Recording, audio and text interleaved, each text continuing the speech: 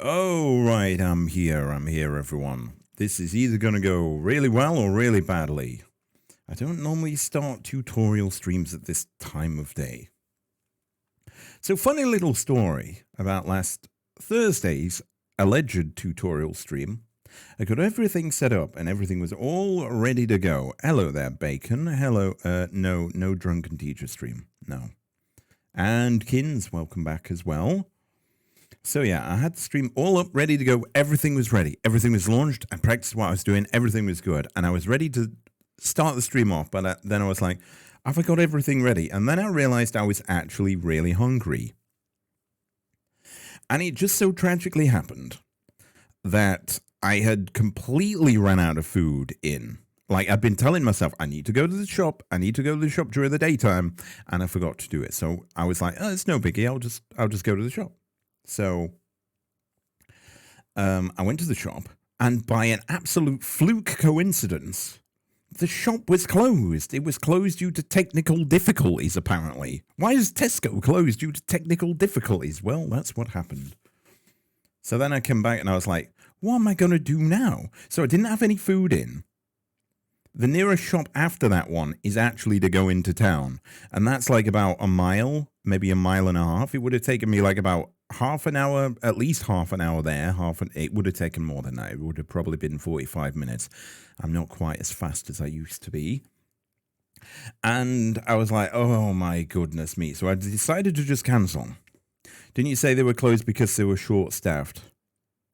It was short-staffed or technical difficulties. I can't remember what the sign said. I'm sure it was technical difficulties, but maybe that is the same thing. I don't know. They were closed in any rate, which was pretty bad. So I was like, for God's sake. So I had to move the stream to now. Look at this background animation, this smoke and these like little tiles coming out of here. I made that in Blender. And by the end of this tutorial series, you'll be able to make something like that yourself. It's pretty good. Took forever to do though. Tell you what, smoke simulation in Blender is, oof, takes a while. Although if you have a really good processor like 8 cores or 16 cores, it doesn't take as long. But even on 8 cores processor, it takes a long time. Actually, they've made it a little bit better. I don't know how I'm going to run the simulations tutorial thing, because that's going to suck all the power out of my PC. It's going to bog down the stream. I didn't think about this. We'll figure it out. We'll figure a way out. Right, okay. Enough lollygagging. So, what we're going to do is we'll hit this. Okay, why is that on the second part? Oh, no, that's on the first part. Right, so we're in overlay creation. This is the second part. In actual fact, this is going to be part 2 of 3. Because creating what we're going to create today, this evening, as it actually is here, but it might be whatever time, wherever you are, is going to probably take some time, and I want to go over the animating of it in a separate video. So that's kind of what we're going to do. So hold on. Let me show you what we're looking at. All right, then. So if I go into here, hopefully this will work. Right, okay. So this is what we're looking at here. We've got this nice overlay here. It's a bit hard for you to see that, innit? Because it's smaller. Can I somehow make this bigger? I can kind of make it, but now it's covering up the stream, so I don't know whether it's too big. Is there a way that I can just, that's not really good. That's not really what I wanted to do. Right, so you could kind of see it a little bit there. It's a bit more snazzy. If I turned off the overlay texts, so you could see the graphics a little better. No, that's what you need to see. All right, so you've got this, if I click off it, so move this up here. So we've got this nice little graphic up here. Looks pretty pretty. Like I say, the animating of it we're going to leave for next week. And then there's also this thing here. There's also going to be a second option which we're going to do at the same time, which is going to be pretty good. So if I switch over to that, I couldn't be bothered lining these text objects up. But it's like if you have something like most recent follower and then the name in there. To be honest, this is kind of it's probably an all right ratio, but maybe these should be bigger. But it'll be something like that. And these elements here are stuff like individual elements that you can move around. I will need to do the animation part separate because I've just realized something that I didn't account for before.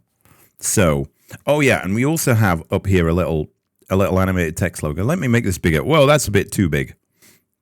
Something a bit like that. I've made it a little too big right there. So that's how it's going to be, kind of more or less. And then we've got like a webcam view here. Have I got this in a group? I do. So you can move this around as well. Have this wherever you like. And this is also animated. There's a little bit of an animation playing in the background. It felt like it just jumped a little. So maybe this didn't render right. Possibly. There's a little bit of animation going off in there. Nothing too fancy. You don't want your overlay to be so flash and animated that it distracts from you playing a game. I can't even see my chat right now.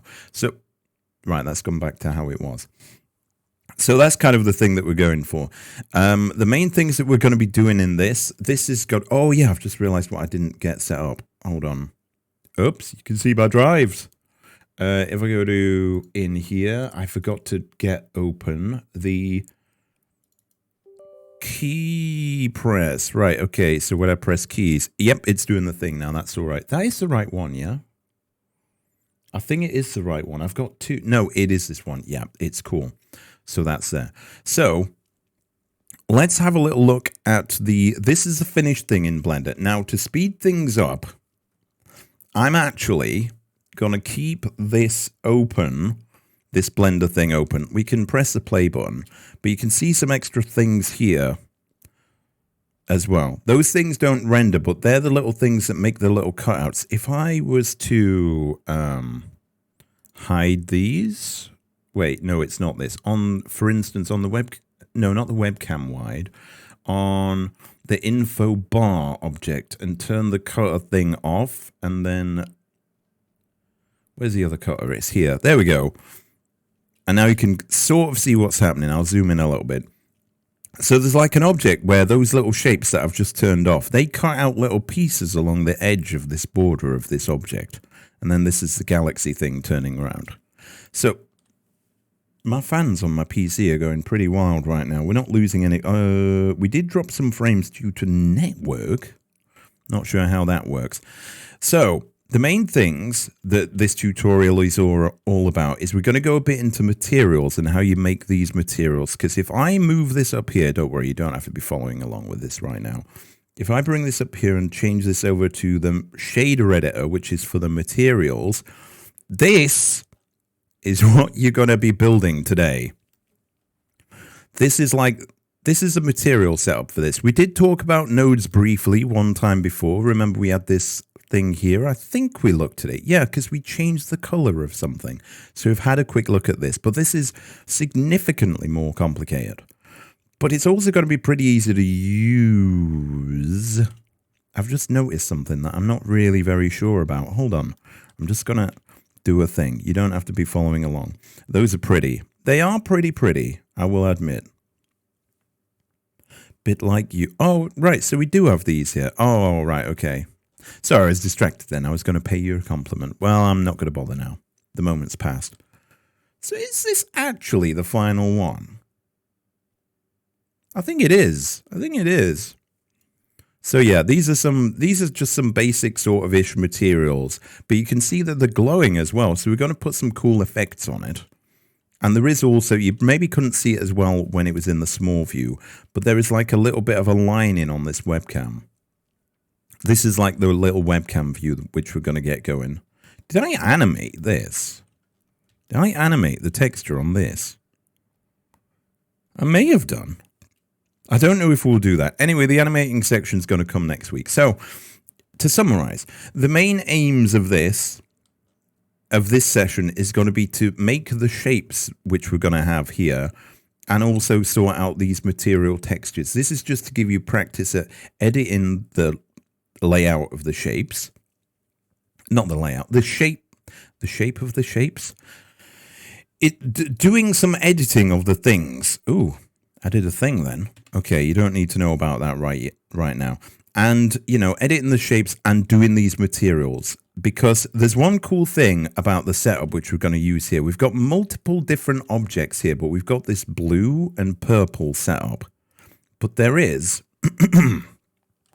We're going to be sorting out a little shortcut thing. Right, I'll show you it here. I'll zoom in a little bit. So we're going to be sorting out a shortcut. Maybe you don't want these colors. That's fine. So where you can just use this color wheel to change what different color it is to be whatever you want. And there's the pink section, and there's what was the blue section. It's now the yellow section, to change it to whatever color you want. So these space stars, they'll change color to be whatever, which is pretty good. And this is using something called a node group. We're basically, you could see what it is. It's basically a color thing, and this color gets output there. But we'll talk about that more at the proper time. So that's kind of the thing which we're going for this time. We'll animate it next time, because the animation section, what we're going to try and set this up is so that you can see that these little things here are moving. They're moving a little bit slowly, but you don't want them moving really fast, so then it's very distracting for people. But I want to dive into that a little bit separately, so we can talk about how you animate something. So when it's a movie, when it gets to the end, everything's in the same place as at the beginning. So if it's looping round and it goes from the end back to the beginning and plays again, that when it starts at the beginning, it's in the same place. So it looks like it loops round without any kind of like little cut or like little movement or suddenness to it, which really adds to the quality of your overlay. And what I am going to do to save time, because we do have kind of a lot to go over talking about the materials, is I will probably keep this file open as a reference. Wait, what? That's my desktop. Where's the thing? Where's the other one? It's here. It's like that for some reason. Wait, what? We only have one copy of Blender open. Let's open another copy. Then we got something there. So yeah, to save some time, I will be referring to this and probably just copying the values along. But when we get to the bit, obviously, like some of the shape setting up, it's not too hard. You're just adjusting how the shape looks and, you know, pulling a point this way or that way to reshape it. But when we get to this bit here, I'll go a little bit into, we'll probably set it up first, and then I'll talk through what the various little pieces here do. So that it may be a bit when we come to that you're a little bit like, oh, but what does this do? But what's it all about? But we'll get there. And also, right, so we're here in the default scene. And also, thank you for everyone that's watching this evening. And if you're watching on YouTube, you're also extra good as well. So as before, we have a little thing that pops up here, which should tell you what button I'm pressing if I forget to mention it. Obviously, we've done a few Blender sessions now. I don't want to keep reiterating the basics, but I'll try to remember to mention them. And apologies if I sound a little bit tired. It is a little bit late. It's almost 11 p.m. and this could take a while. That's another reason why I wanted to break it up into multiple sections. And it's been a very, very hot day here in the United Kingdom today. So there is that. Make the box green. What, this box green? That's easy. I'll do that right now. All right, base color.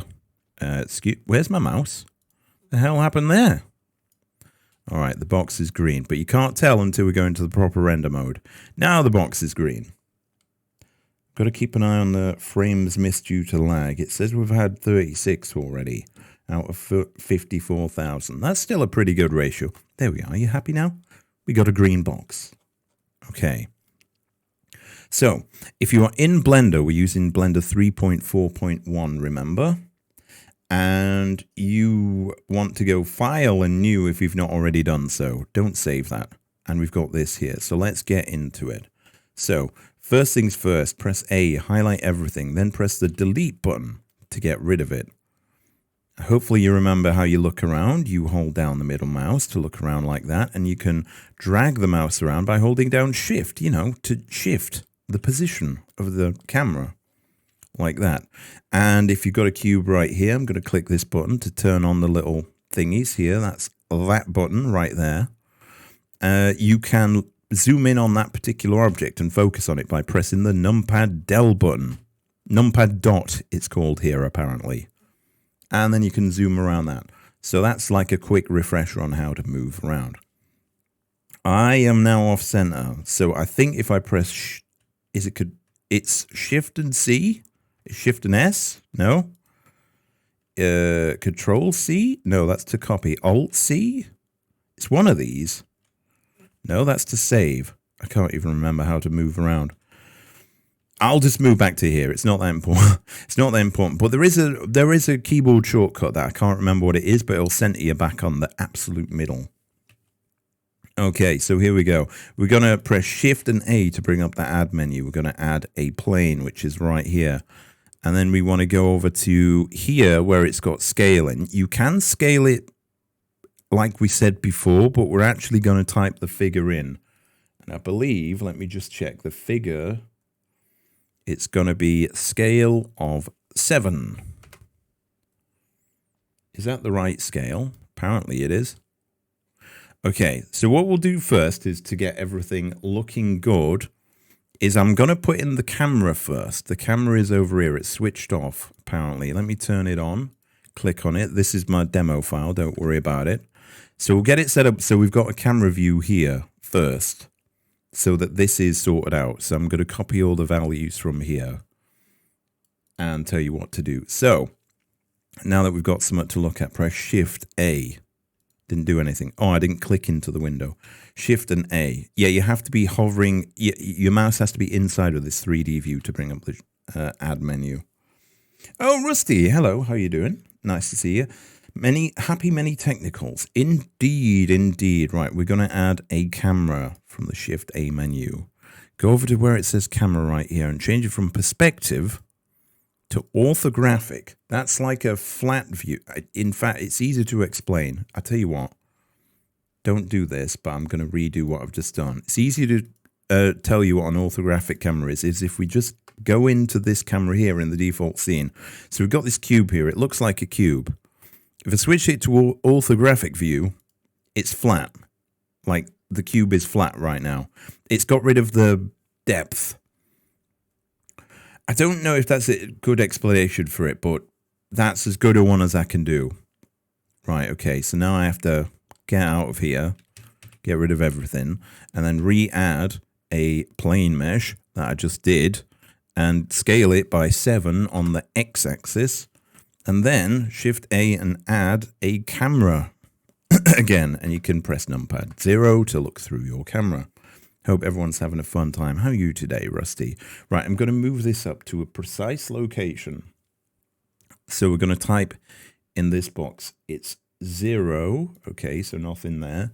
Then 14. That's 53.779. But you know what? I'm just going to call it 54. 54 like that. And now we have a... Oh, yeah, it's rotated at an angle in it. Okay, then. So rotation here for his camera. Yours might already be 0, but if it's not, change all the rotations to 0. So it should be looking straight down, which it is. But it's not got this object in. And the reason for that is an orthographic, where are we? An orthographic camera, I didn't set it to orthographic, has a scale thing, an orthographic scale, which is, it's basically like a zoom, but because there's no depth with this particular camera, this is the edges of what would be rendered. We need to make this 91 like this. And then that's about the right size. So now that we've got the camera in, which is good, we'll click on the plane and press numpad dot to be looking at your plane like this. So let me just have a little check. I think I know what that looks like. Yep. So let me move this over here. So what we're going to work on first, the first section is this thing here. This is the first part of what we're going to be looking at. We've got we're going to set up the basic shapes. Then we're going to work on these two materials here. Because the materials part of this, once we have these two materials set up here, you've probably noticed that it's the same material here, this little sort of grid? Yes, it's a grid pattern. And I think the grid pattern is also on there, but we'll see what we end up with for that. I might just go with the same thing just because. But yeah, this is the first thing that we're making. So we want to put a slant in here. That's what we're going to do. So we need to make this corner slanted. Now, how do you do that? It's easy. You have to edit the shape. So you have to go into edit mode. Does anyone remember how to do that? That's right. I heard someone say tab from the back. You press tab to get into edit mode. And when you're in edit mode, you can't click on anything else, but it doesn't matter because there's nothing else in the scene to click on. So we want to bring this top corner in. Now, if you press numpad 7, you'll be looking straight down. Or if you don't have a numpad, you can press on this Z here, and it will do the same thing. You see this little widget up here? Just press the Z if you don't have a numpad, and then go and get a better keyboard. Right then. So I've clicked here to turn on these little things so we can see where we're moving it. Now I can move it around. I'm going to Control Z that. We want to move it so it's at a 45-degree angle, I think. So I'm going to hold down Control. Actually, you know what? I'm going to zoom out a little bit. So there's 2 squares up and there's 2 squares this way. So 45 degrees would be moving that. So it's like that. Can you make it bounce? Yes, I can. But I won't. I won't. But thank you for asking, Frog Guy. Thank you very much for asking. All right. Yeah, I'm doing this Blender tutorial session for this session today because I didn't do it on Thursday for reasons I explained earlier. Right, so we've got this here. Now, the other shape that we're going to be making is this one here. This one is a little bit smaller. You can maybe just see it's a little bit smaller. And it's got a curved corner. Again, I think that's the same angle, 45 degrees. So the easiest way of making that shape is not just to make a new shape. We can actually just use this one because this has that 45-degree edge. We just need to sort of flip this round, move it over here, and make it a bit smaller. So I'm going to press Z. I'm going to press Z and go into wireframe mode because it'll be a bit easier to see. And then I'm going to press Shift and D, which duplicates, if you remember. Then I'm going to right-click to cancel moving it. Because when you duplicate, it automatically thinks, oh, you want to move this somewhere. But then I want to right-click so it's still in the same position. So now we need to flip it along this way. We need to flip it so that's at that side. So we're flipping it along this red axis, which is X. So what we want to do is we want to press S, X, then -1. That's not kind of worked, has it? That's kind of worked wrong. Fear not. I've Control Z to not move it. Wait, but now we want to flip it in this direction. So S, Y, -1. So S is scale. Y is telling it to only scale it in this one Y dimension, which is the green one here. And now we want to move it. And I'm going to hold down Control and drag it. Ooh, so it's like that. So it is the same size at the minute. So this is good, but it's wrong. So I'm going to press S.9.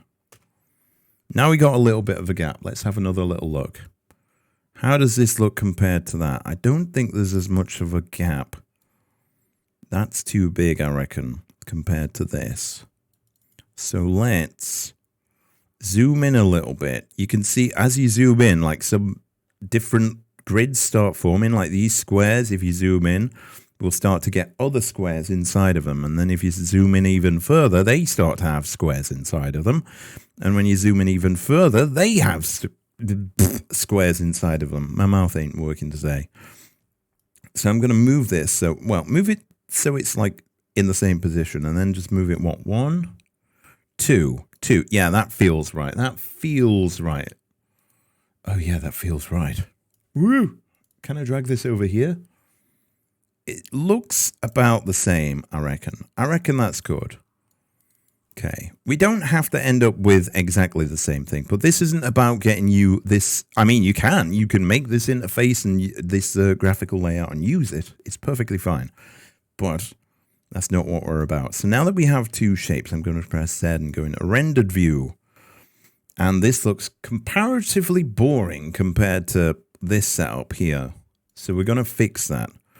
First things first, this red section, the world properties, we're going to turn the background to be black. so it looks cool. So there we go. We've made it black.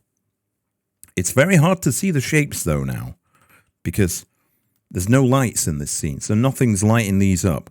They were light before because the background color gives these a bit of light. Strange thing to explain, but that's how it is. All right, this first shape over here, this one, you can tell which one it is by the thing. Let's name these. That's a good idea. So this is going to be the sidebar. So I'm going to start it off with sidebar in capital letters. You don't have to give it the same name. You can give it whatever name you want, but I'm just going to give it one that sort of makes sense. Sidebar stars. Yeah, because this section is going to be stars. Sidebar stars. Then I'm going to say BG because this is going to be the background. Let me show you. So these two shapes here, let's just break this down. These two shapes are actually made up of 4 objects. Well, technically 5. We have this background image here with the stars. It's not an image. It's a material. Ignore me. Image makes it seem like it's something that has a beginning and an end. This we'll talk about it more in a minute. But then there's this lining here. Now that is basically just a copy of the same shape, but with a special modifier on. And it's also got a different material. It's just got a solid blue outline here. But it's also the same solid blue color as the background stars as well. That's why when we changed, if I go into here, that's why when we changed the color here, hello, right, okay, it's actually responding now. It changes the color of both sections, the stars and the lining, because we've linked it with a special thing, which we're going to talk about in a minute. So it's 2 objects there, and it's the same here. We've got this background thing, then we've got some lining here, but there's also this shape here. This is an invisible shape, but if I click off it, it's cutting holes in the lining to give it a funky effect. And these little shapes move across, so these holes move. It's a pretty neat effect. So though this stuff basically cuts a hole in that outline there, and that's how it works. So that's a little breakdown of how all that is put together. Simple but effective. So the first thing we're going to do is we are going to make the stars. Right, okay. I'll say there we go. Right, okay. So we're going to make the stars object. So with your, you know what? Let's name the other object while we're here. And we'll call it sidebar. And it's not stars. This one's going to be the grid. So we'll call it grid BG because this one's going to have a grid background. Right then, so we'll click on this one. Down to the materials button over here and click new. And we'll name this right now to multiple shapes are going to have the same material. So we don't need to call this sidebar. We'll just call this stars BG. No, I put GB like Great Britain. BG there. Right, okay. And then you maybe have this little timeline thing here. You can click on the edge to drag it up, remember? And this is currently like for animation, like this is a little frame thing. We're going to change it. Click on this little thing here and change it to the shader editor from this little menu that appears. Little word of warning. I do know that if you don't have a lot of space here, it tries to open the menu up there. But as soon as you leave this little pane area here, even though that's up there, it will get, all right, well, it hasn't done it this time. And now it's not doing it at all. Okay, but sometimes it won't do it, so you may have to make this bigger. It literally happened for me then, but then it's not happened since. And then change it to the shader editor, which is here. And I'm going to bring this up like this. This shape is very long and small, so a bit like my penis. No, just kidding. Just kidding. Okay, this is for YouTube. I shouldn't be making jokes like that, but I have. All right, okay. So, once we get these 2 materials set up on these 2 objects, we've done a lot of the legwork. So we're going to be using something called emission. We've talked about... Calm down. My plastic bottle's kicking off. I'm sorry about that, everybody. Right, okay. So where it says emission, click on that. And then you've got... It is a color wheel, but you need to move up the brightness here so you can actually see it. You see what happened? It became visible. And also, while we're here, this roughness, click on that and make it none. And the specular, make that none. fact, make all of these none. They don't matter. So now we have adjusted stuff. So as we talked about before, this is like a set of different physical properties. Like there's color up here. If I was to change that, oh, it wouldn't do anything because of the emission. The emission is it simulates this object actually emitting light. So it doesn't matter what color I change the base color of the object to now.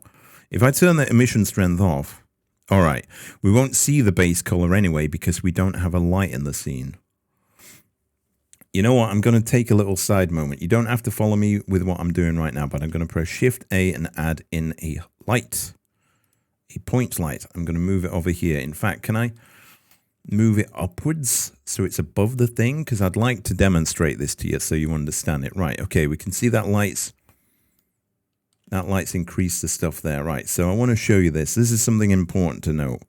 We've got the emission thing here, and we could change this color to be whatever color we want. If I turn the emission off now, it does have that blue color.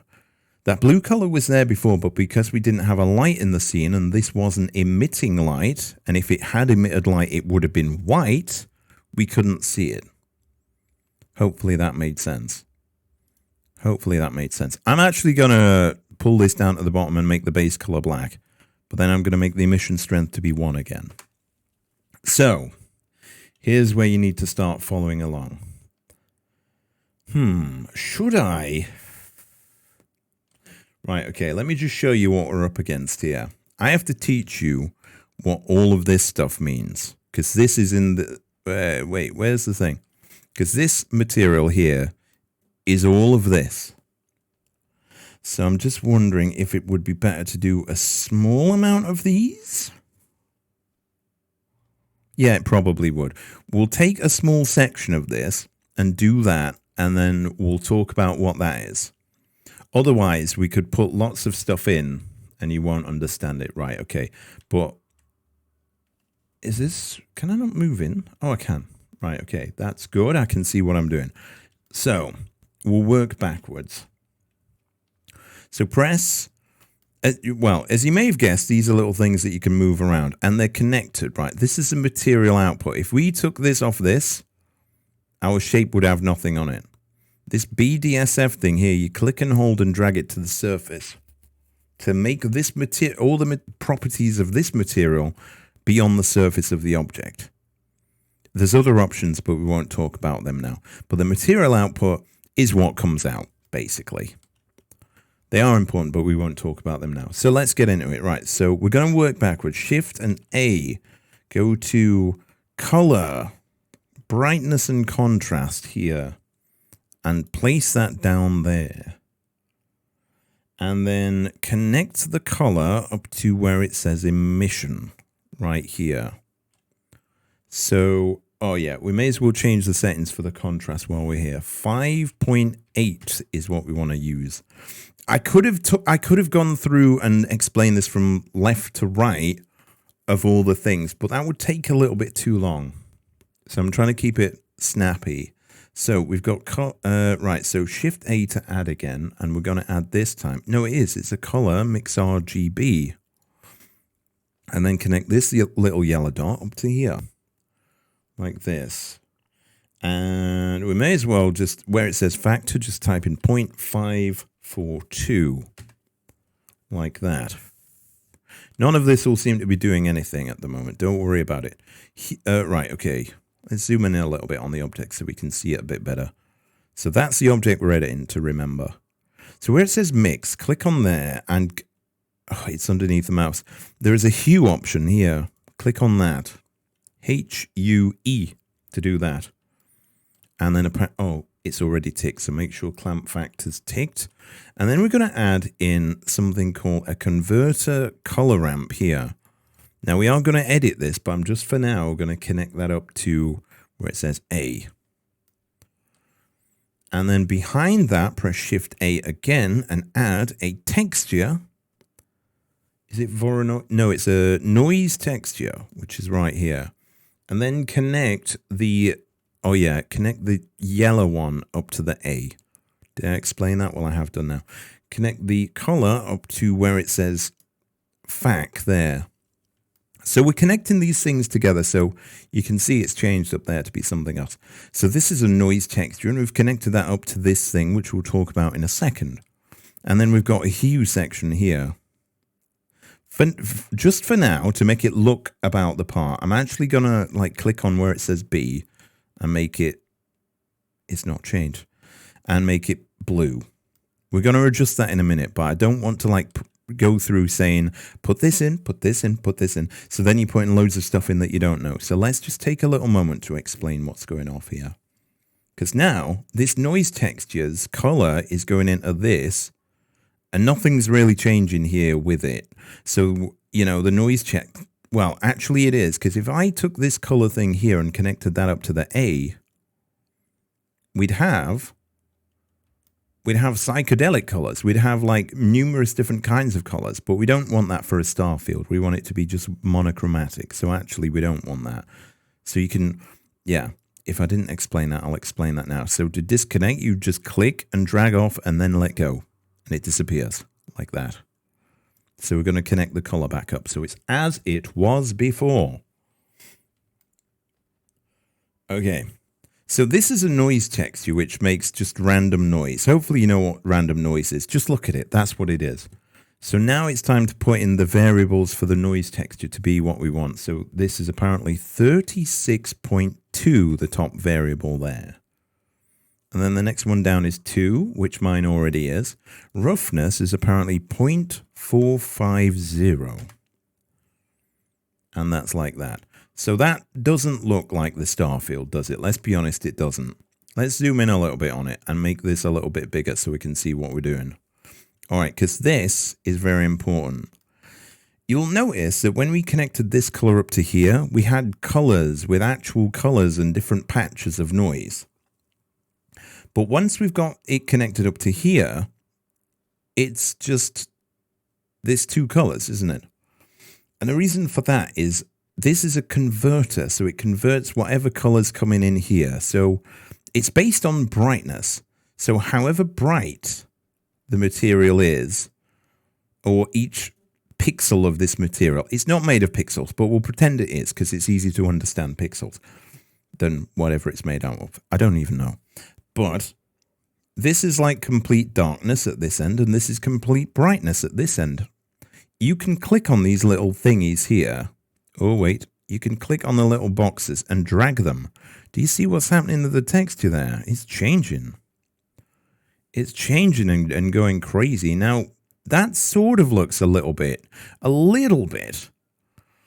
like the star field that we wanted, but it's not quite there yet. So what this has done is all this noise, there's parts of it that are really bright and there's parts which are black.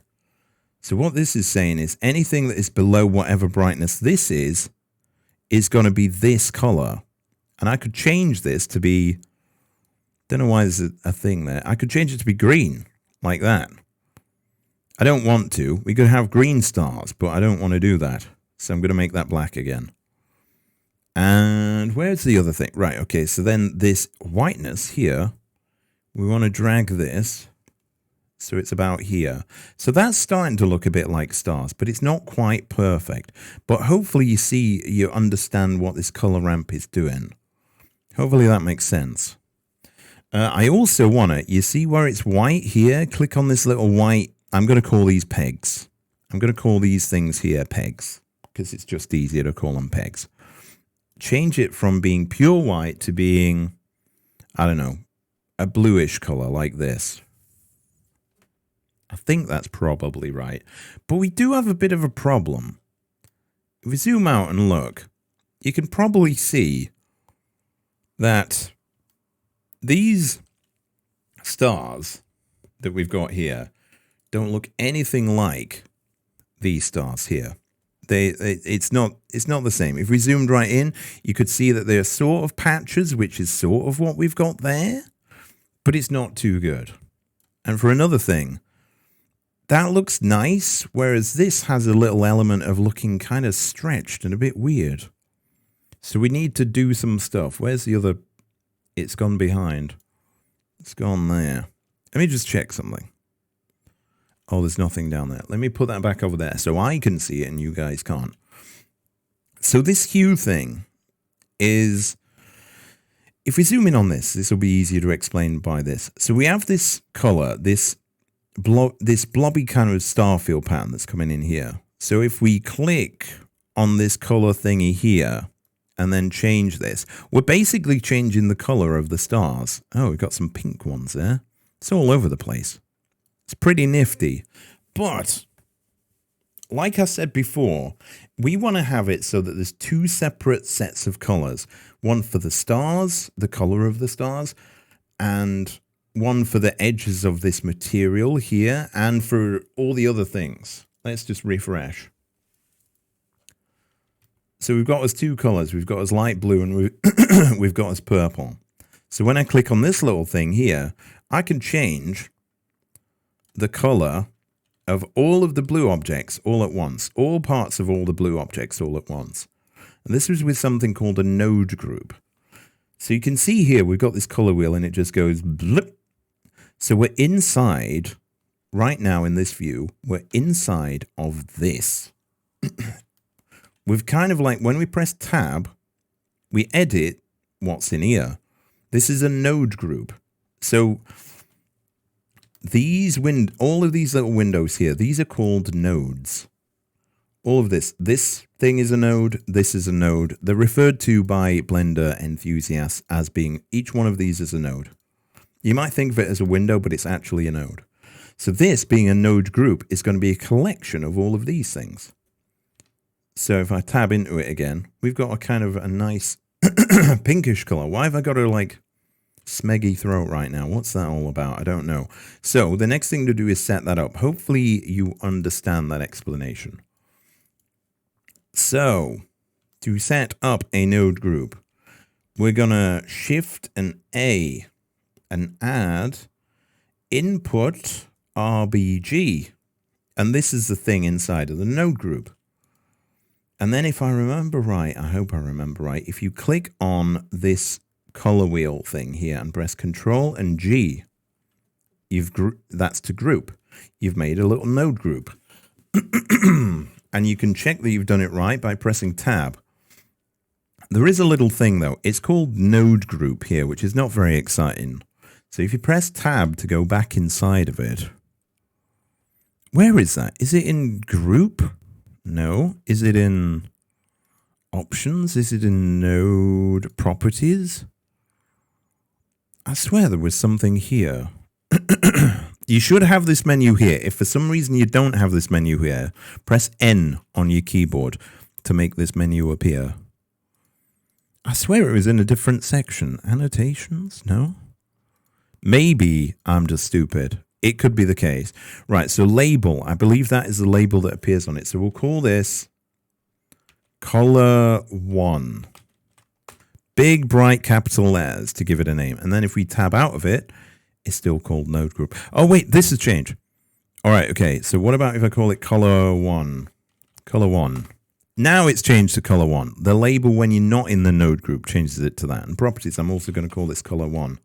And the reason for this now is we're going to make more objects on this layer. And we're going to want to put this node group in. So now if after you've outside of the node group view, put in color 1 and color 1 in the properties, now when you press Shift and A to add, when this little thing goes away, there you go, you've got group here and you can see color 1. So you can now paste in any node group like this into any material or any object, which is going to save you some time. And now I'm going to move this down here. Oh yeah, by the way, I mentioned this last time, but I didn't mention it now. Wheel up, wheel down, or zoom in or out. To move the camera around, it's Shift and mouse wheel down. Just like if you were moving around in this view as well. So I did technically explain it, but I didn't tell you how to do it here. But now I have. And we're going to connect this up to here. So now to the B. Color 1 to the hues B, like that. So now when we press tab, in this window, when we press tab and we change the color, it is changing it. We can see it's changing it there. When you're moving this around, when you're moving this around, it is sort of slowly rendering this view. So it might look a little blocky compared to if you just let go. Or, well, it stops being blocky after you stop moving it, not after you let it go. So yeah, you're just clicking and holding down on here to do that. I really should have explained that at first, but hopefully you figured it out. Great tutor, aren't I? Very good tutor, one of the best. Just kidding. So we've got this material there, but we still have this problem. Hold on, let me make this back to being like that. We still have this problem of why this star field doesn't look like this. And I know what it is, and we're going to talk about that now. So this material section of setting these first two materials up, this is going to be a lot of work to explain and for you to do. So I want to take time with it because like I said, when we have these two materials set up, everything else is easy street. It's just editing shapes. That's all it is. So over here from this side, we want to add two other things in, and I'm going to try and explain these, although I'm not an expert, but I will try.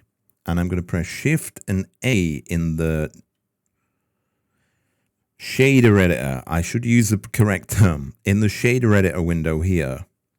And I'm going to go for, I think it is vector. Yes, it is vector mapping. And I'm going to put that down there. And then I'm going to Shift A again and input text to coordinate here.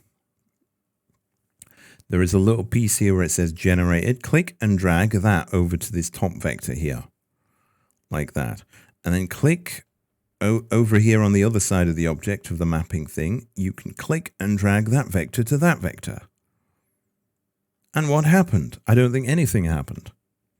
But it's about to. Right, okay, so we will put in the values first. So where it says in the scale section, where it says X, type in 4. Oh, all right, that's looking a little better. That's looking not too bad, actually. It's pretty good. Everything else is more or less the same. So what the heck did we just do?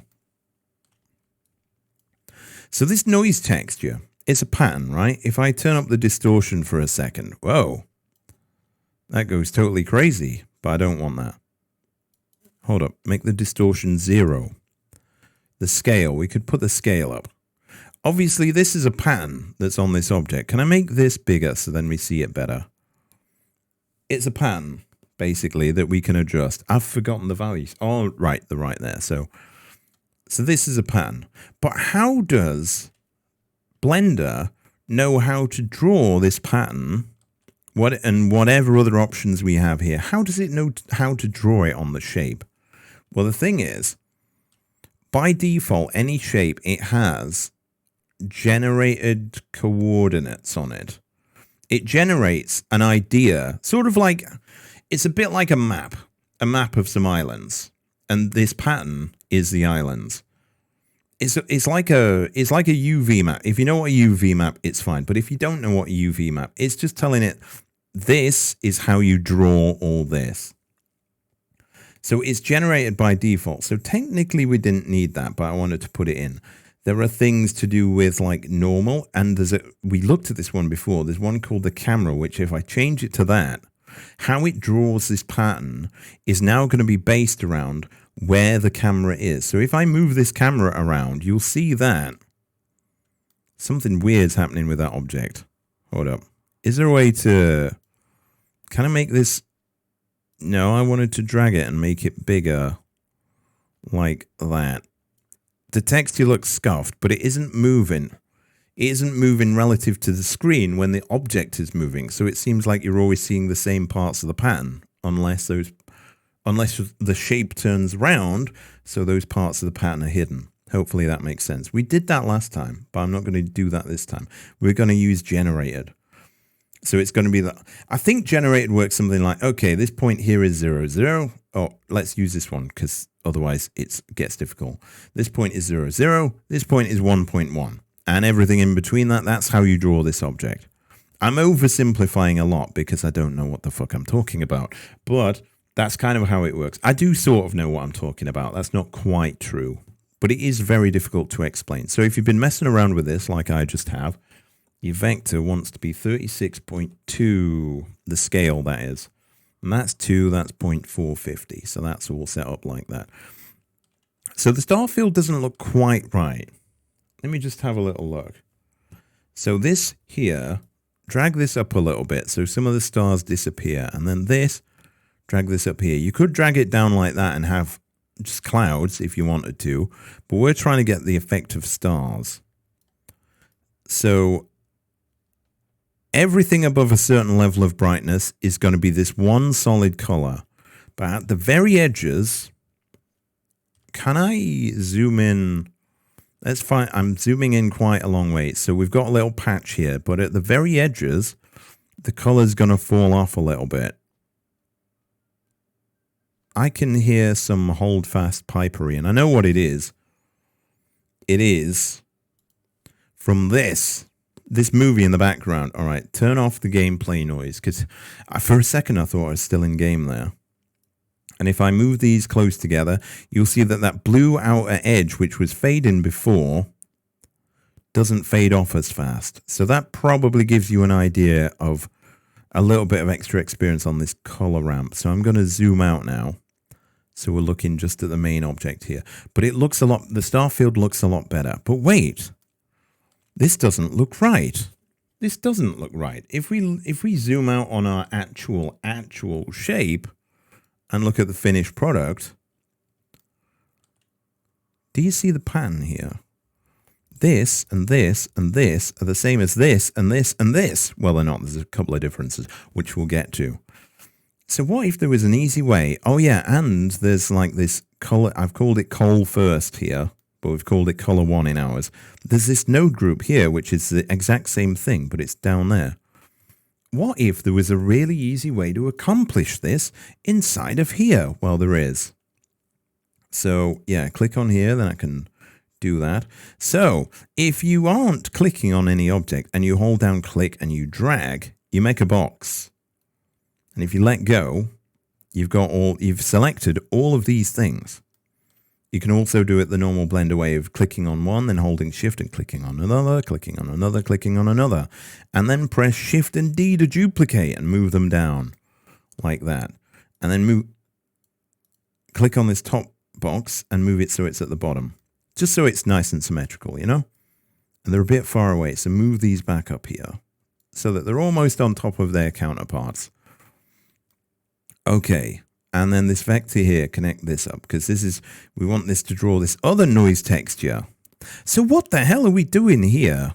Okay, I'll explain it in just a moment. Obviously, hopefully you recognize now that what's happening is we're telling it to draw a second version of this same thing. We're going to edit it so that it's different. But first, you'll notice that although we've connected up the vector there, we ain't connected this up to anything. So what we want to do is we want to mix these two color patterns together. Now, how you do this is really simple. Press Shift and A. Go down to where it says color. Mix color. And we've got this here. Now, here's a cool thing. If you want to put a node between two other things, all you need to do is after you press the add button to add it and you're dragging it around just with your mouse, just place it here. You see how that's gone white? If I now let go, whoa, what happened? It's changed completely. What is happening here? Well, actually, it's now mixing this top. You can just about see the stars, hopefully, there. It's mixing the stars pattern with, well, it's currently mixing it with this color. So that's why it's all gone kind of gray. But we're now going to connect this to here. And yes, that's all correct. Oh, wait. I've just realized something. There is a bit of a difference between these two. Right, okay. Where it's got the hue here. This is the hue, basically. I didn't explain this before. I'll explain it now what it's doing. So we have this color, which is currently a blue color, which is coming in on number B. And then we've got this pattern here, which is connected up to the first. The A thing is the pattern. Where this connects to A is the pattern. The color is what connects in B. So what hue does is it says, this pattern coming in, colorize it with just the one color, which is B.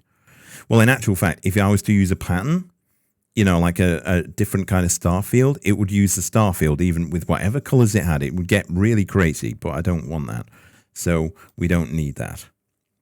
Oh yeah, and another thing about this group of nodes here, well, I say it's a node, it is a node group, but when you press tab and go into it, it's like that. Any versions of this node group that you put in will update to be this, they're basically the same thing.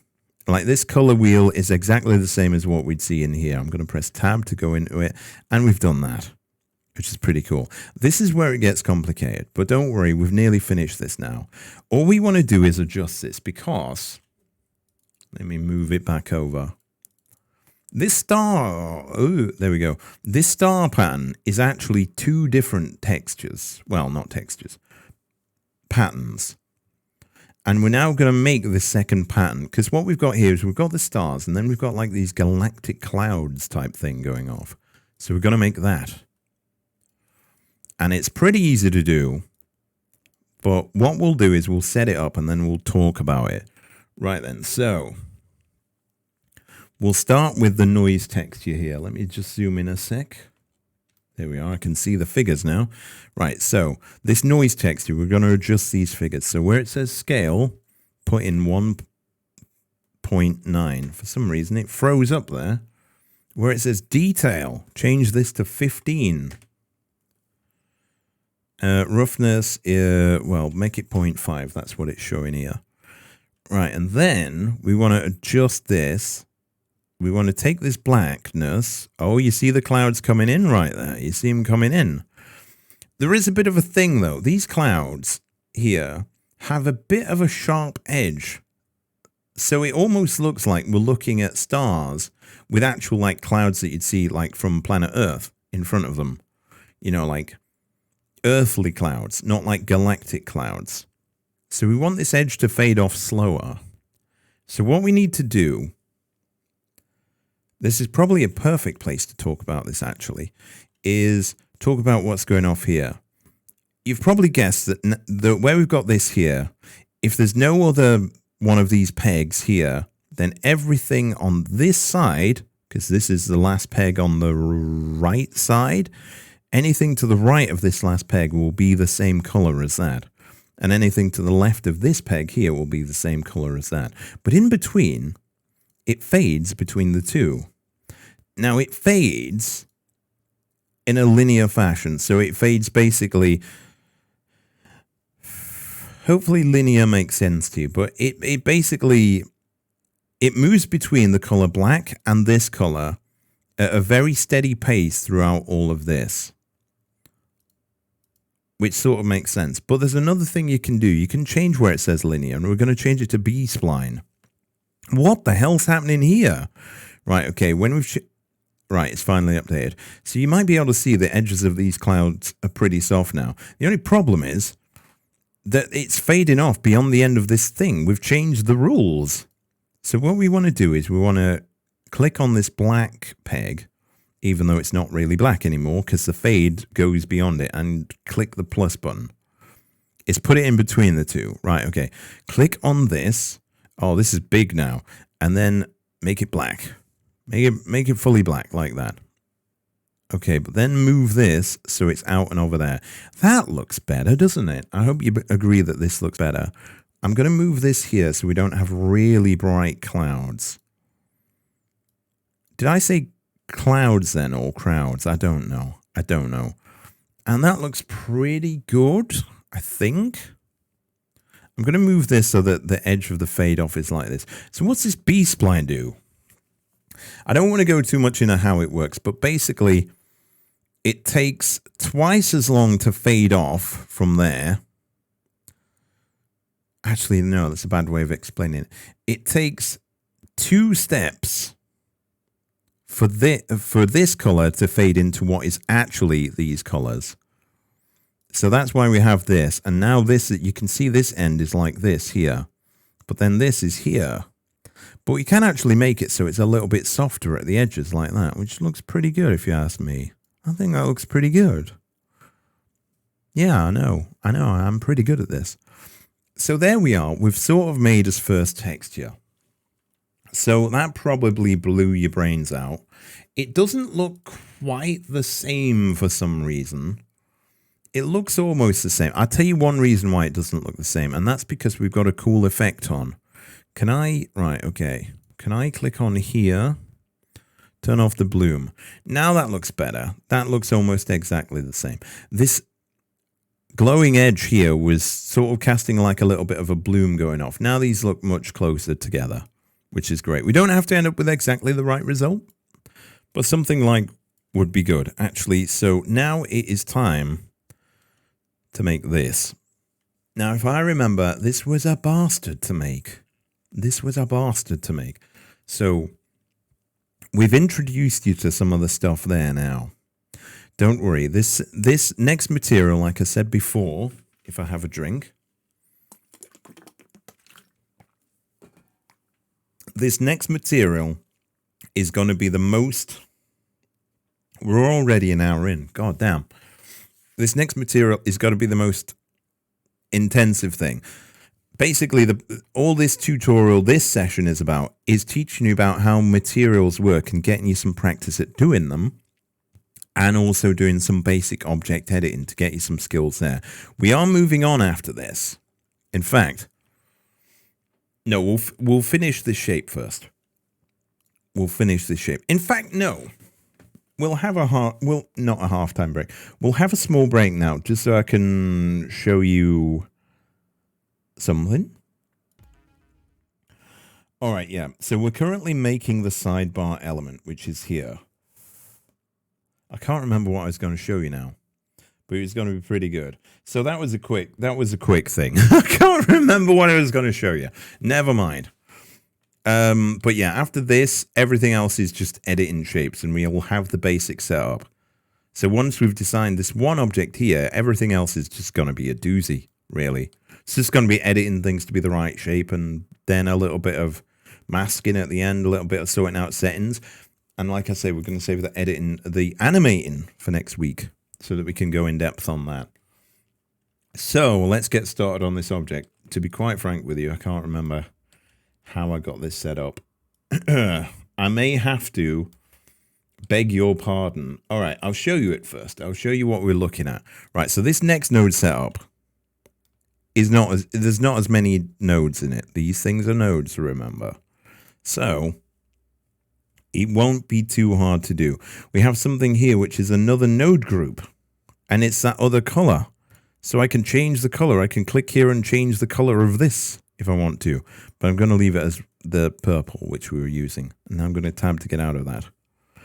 So this won't take as much setting up. It does actually start with a brick texture. So we are going to be doing a different kind of texture here. Right, okay, so this, let's set this up now.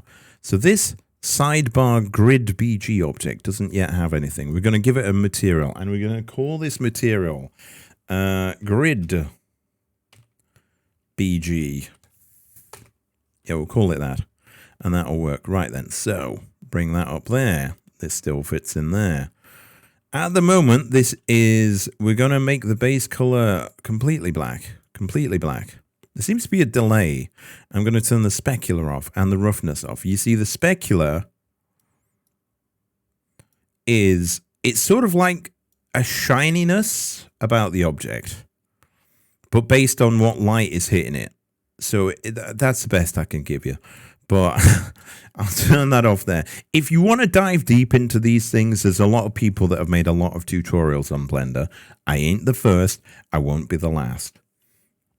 So let's set up this brick texture real quick. So we'll go over to the side here, and we're going to be connecting this up, to the emission. So we're going to press Shift A to add a texture, which is a brick texture, which is here. Let's see if we can speed this up a little bit. Right, okay, so I'm copying the values over. So frequency is going to be 3. Right, color 1. Apparently, that's going to be black. So just make a color that's black, like that. We'll put the rest of these values in. Scale is 7.2. Mortar size, I've got that down as 0.005. So that's 0.005. I'll zoom in a little bit. Mortar size is the same. Bias, I've got this as 1. I'm saying that like I have no idea what I'm doing, but I actually do have no idea what I'm doing. Wait, does that work? So I've connected the color up to the emission because it's got to be a shiny material. Now, what do we got here?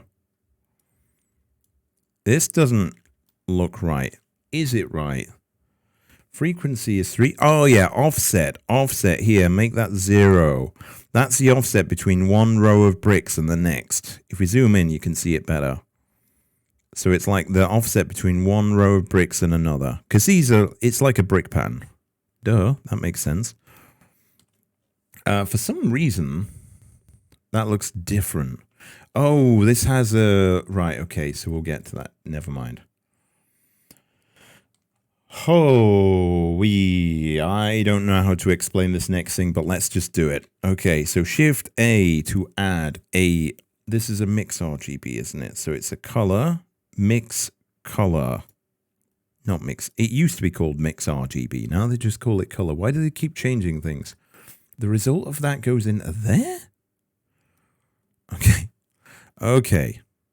That won't do anything. Our brick texture is all gone now. Don't worry about it. It'll come back.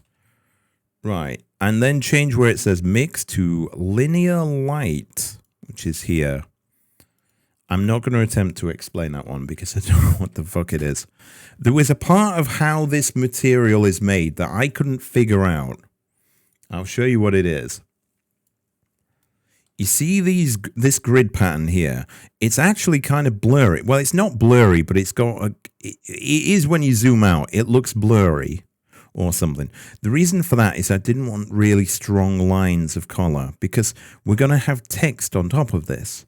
So if you have really strong lines and then really dark middle bits, any text that you put over the top of it is a bit harder to read. It's a little bit confusing, and you don't want to do that to people that are looking at whatever text is sat on here, like most recent subscriber Billy Joe Cyrus or whoever.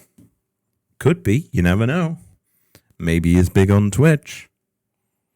Right, okay. So anyway, back to what we were doing. So the next part is, and this part which we're putting in now is that part of that makes it blurry. And it's a bit that I couldn't really explain, and I had to get some people from the internet to help me figure out how to make it happen, which they did.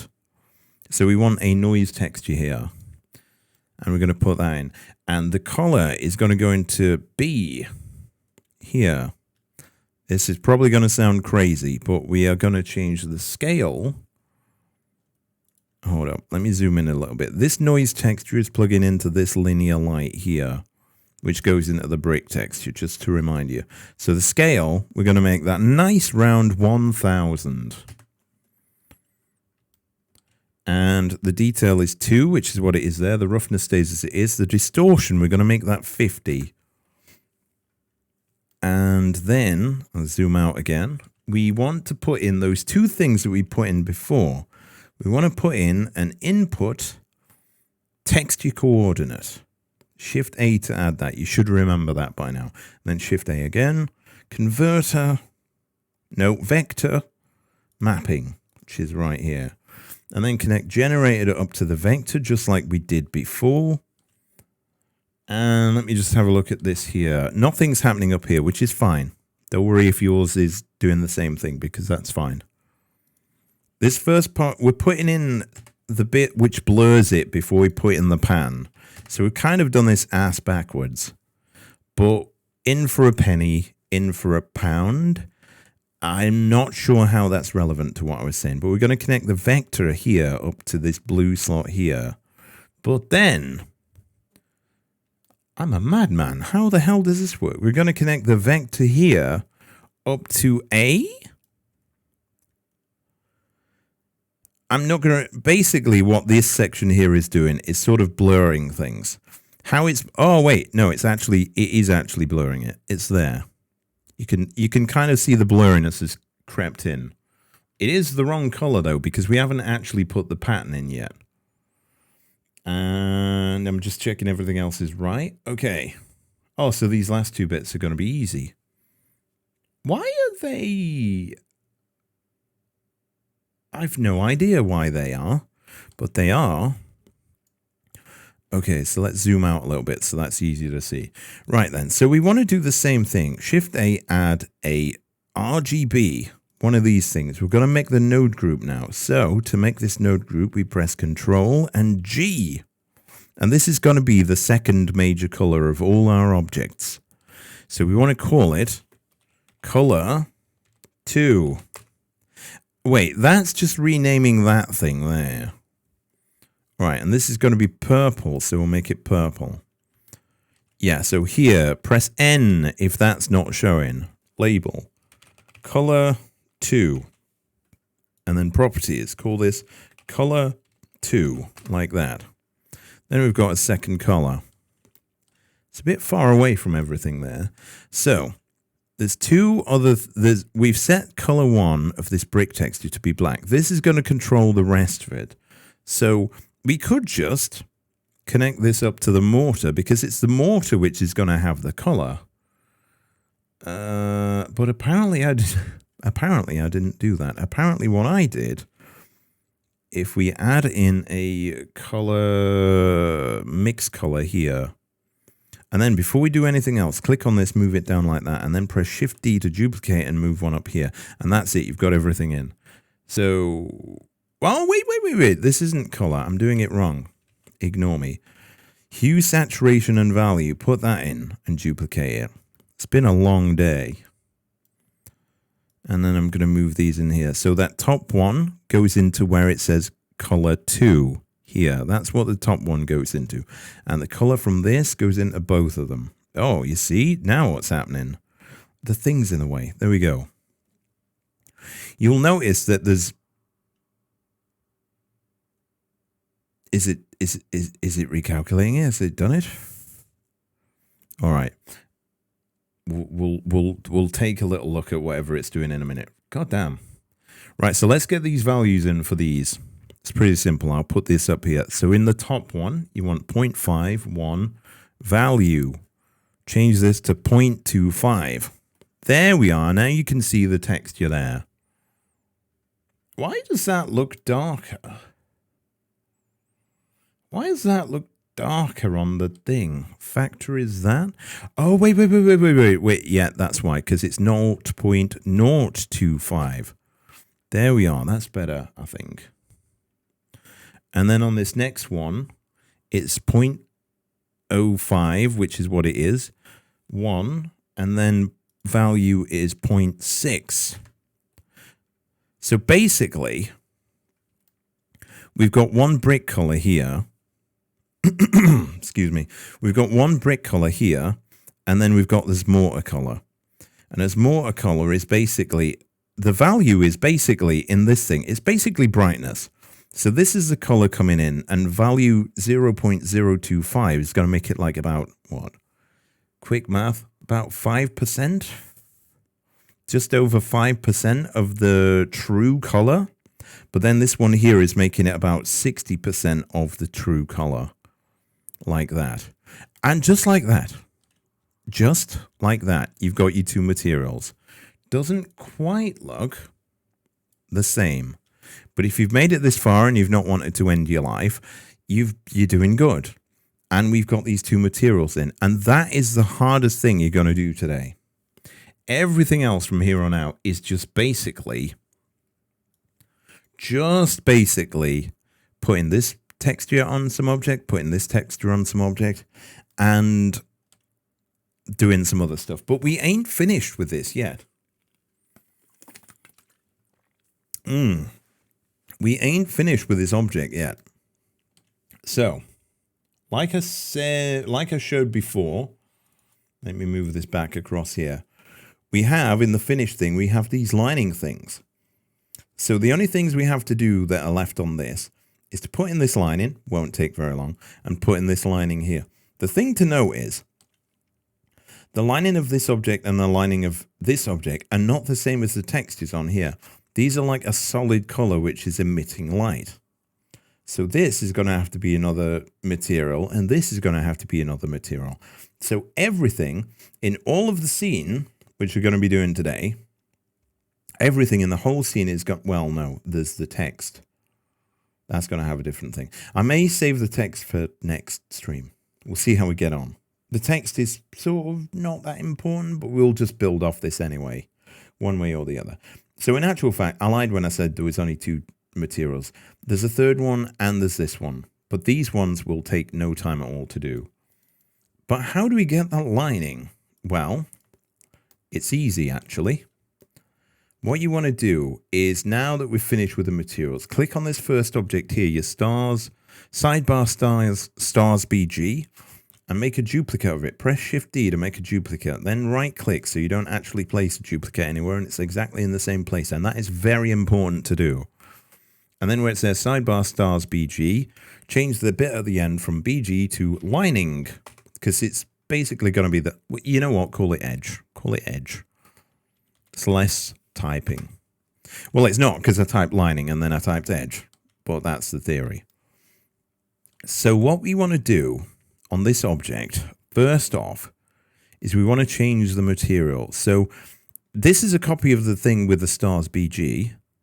So what I'm going to do is I'm going to click this button here. It looks like 2 pieces of paper and it says new material, and I'm going to click on there. Oh, it's so warm. I do have a fan on me. I hope there's not a lot of fan noise. So we've made a copy of the stars thing. Actually, what I'm going to do, you know what? That was a bad thing to do. I told you wrong. Remove the material slot. Click this little minus right here. It's gone. Now make a new material and call this stars edge. That will, yeah, that'll be okay. Right, and the base color won't matter. What we want to do is we want to, oh yeah, we do need something in this. This has to be the same material, the same color as the stars and everything else that's got this first color on it, right? So you want to Shift A and add the node group for color 1, like that, to there. And then you just connect that up to the emission here on this object. And now you've got something that looks like that. But wait, we're not quite done yet, because this lining needs to shine really bright. And it looks a bit pale there, so we want to up the emission. I'm going to up the emission to 7. The emission strength to 7, like that.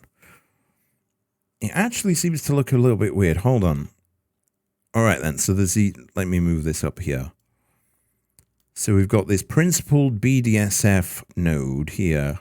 Turn the specular off, turn the roughness off, turn the sheen tint off, turn the main color off. Makes no difference.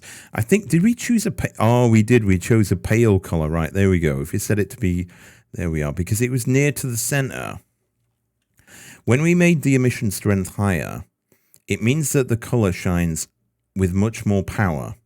So if it's sort of like a pale color, then the paleness, well, how to best describe it? The color is not like completely saturated. At the edge here, it's a fully saturated color of whatever kind it is. If it's paler towards the middle, it's not as strong of a color. So some of the whiteness of the color shines through, and it does keep it as a bit of a paler color. That's the best explanation I can give you on that. Hopefully that made sense. So I've tabbed out of that now. Again, if you want to go into it and change the color, you press tab. And then you press tab again to get out of it. It's wonderful. And now we've set up the color. But as you may notice, the astute people among you may notice that there is a bit of a difference between that and what we've got here in the finished product. And that is very simple to do. We basically want just the edge of this to be like visible. Everything in the middle needs to not be visible. And this is so easy. Right, I'm gonna speed run you on this. Although, do I need to, let me check. Hold on a second. I just want to check if info bar, left BG, left edge. Wait, that's left edge? That shouldn't have anything in it. Right edge. What am I looking at here? Oh, I'm on the wrong object. Hold on a second. Info panel. Ah, right. It has a different naming convention in this. Oh, we do. We do actually have some values that I can just put in. Right, so how we do this is very simple. click this wrench, modifier properties here, click add modifier, go to wireframe here, and it's almost immediately done it. Except it's not quite right.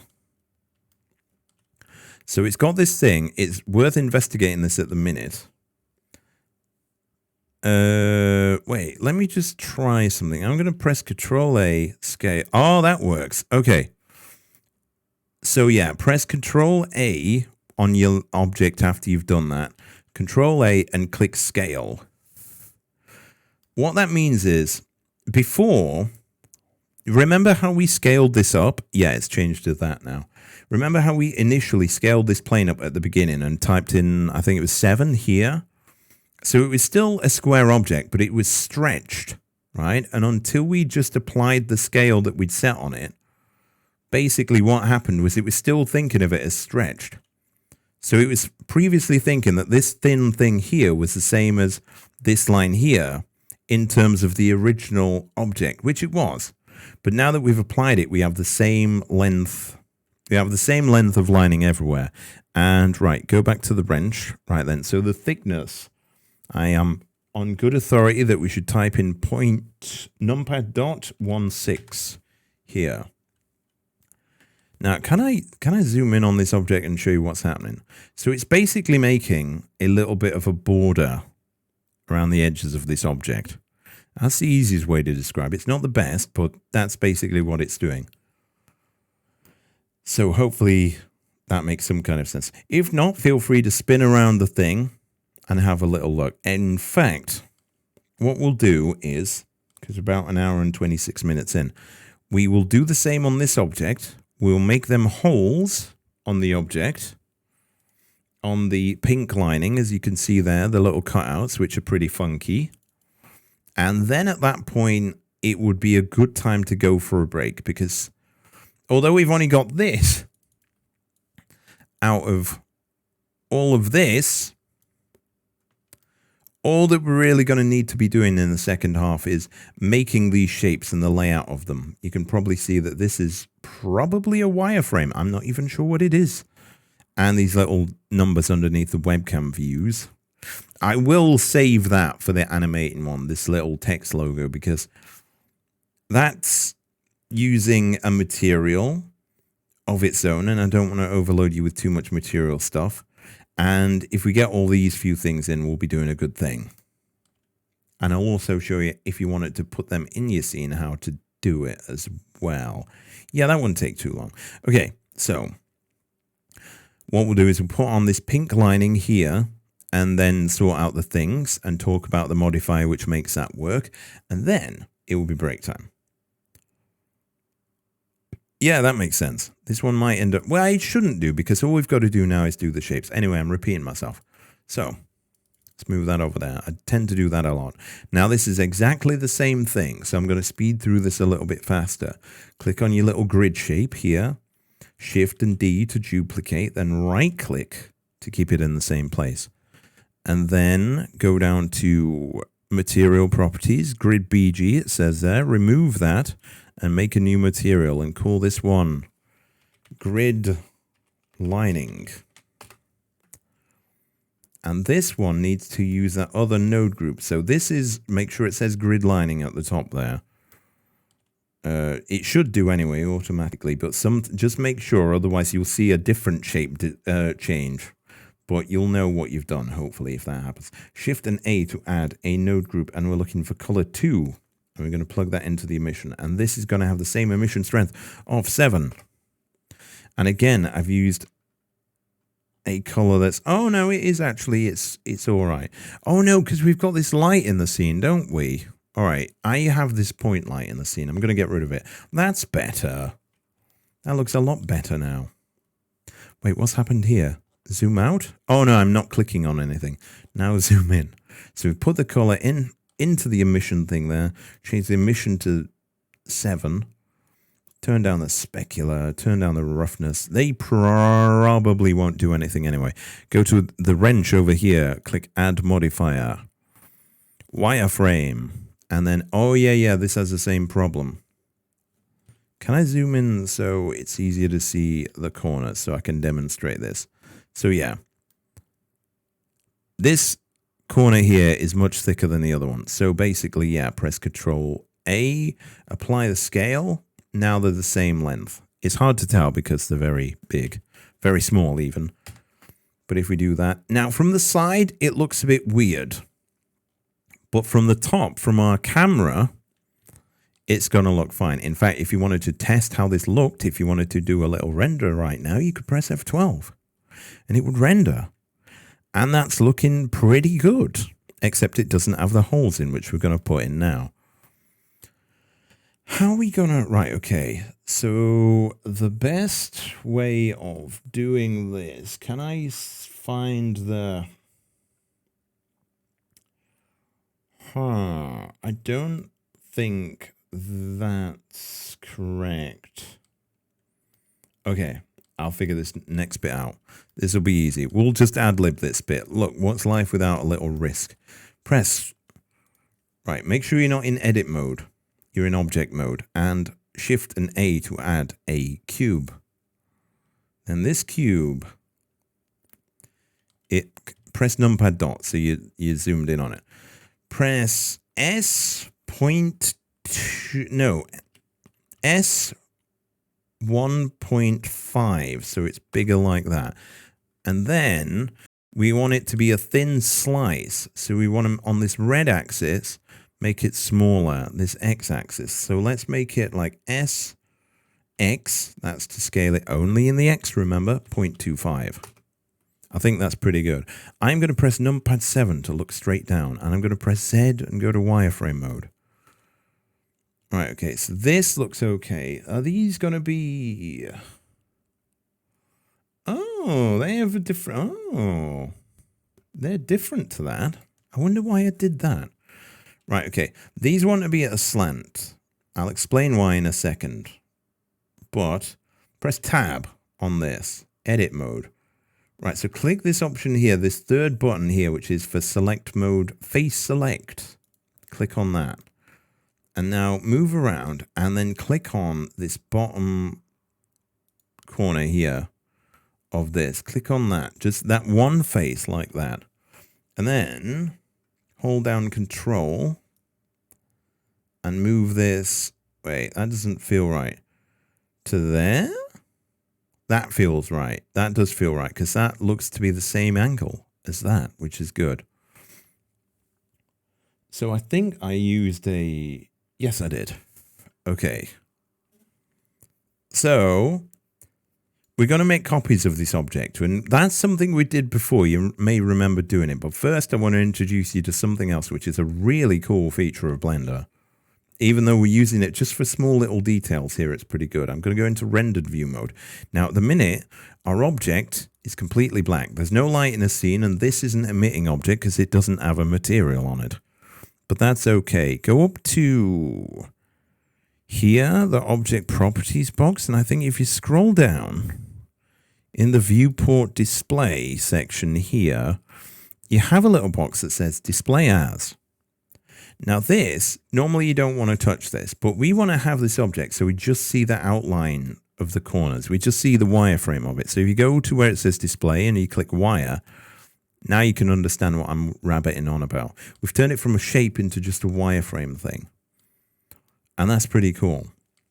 It's still our shape. We haven't actually modified the shape. We're only modifying how it looks in the viewport. This window, this 3D view here, is the viewport. So it's most important to note that it is still its original shape in actual fact. We're just drawing it differently. And the reason I want to make that clear is because what we're about to do, we want to be able to see through this cube, otherwise we won't be able to see what we're doing. So click on the, oh, I didn't rename it, Stars Grid Lining.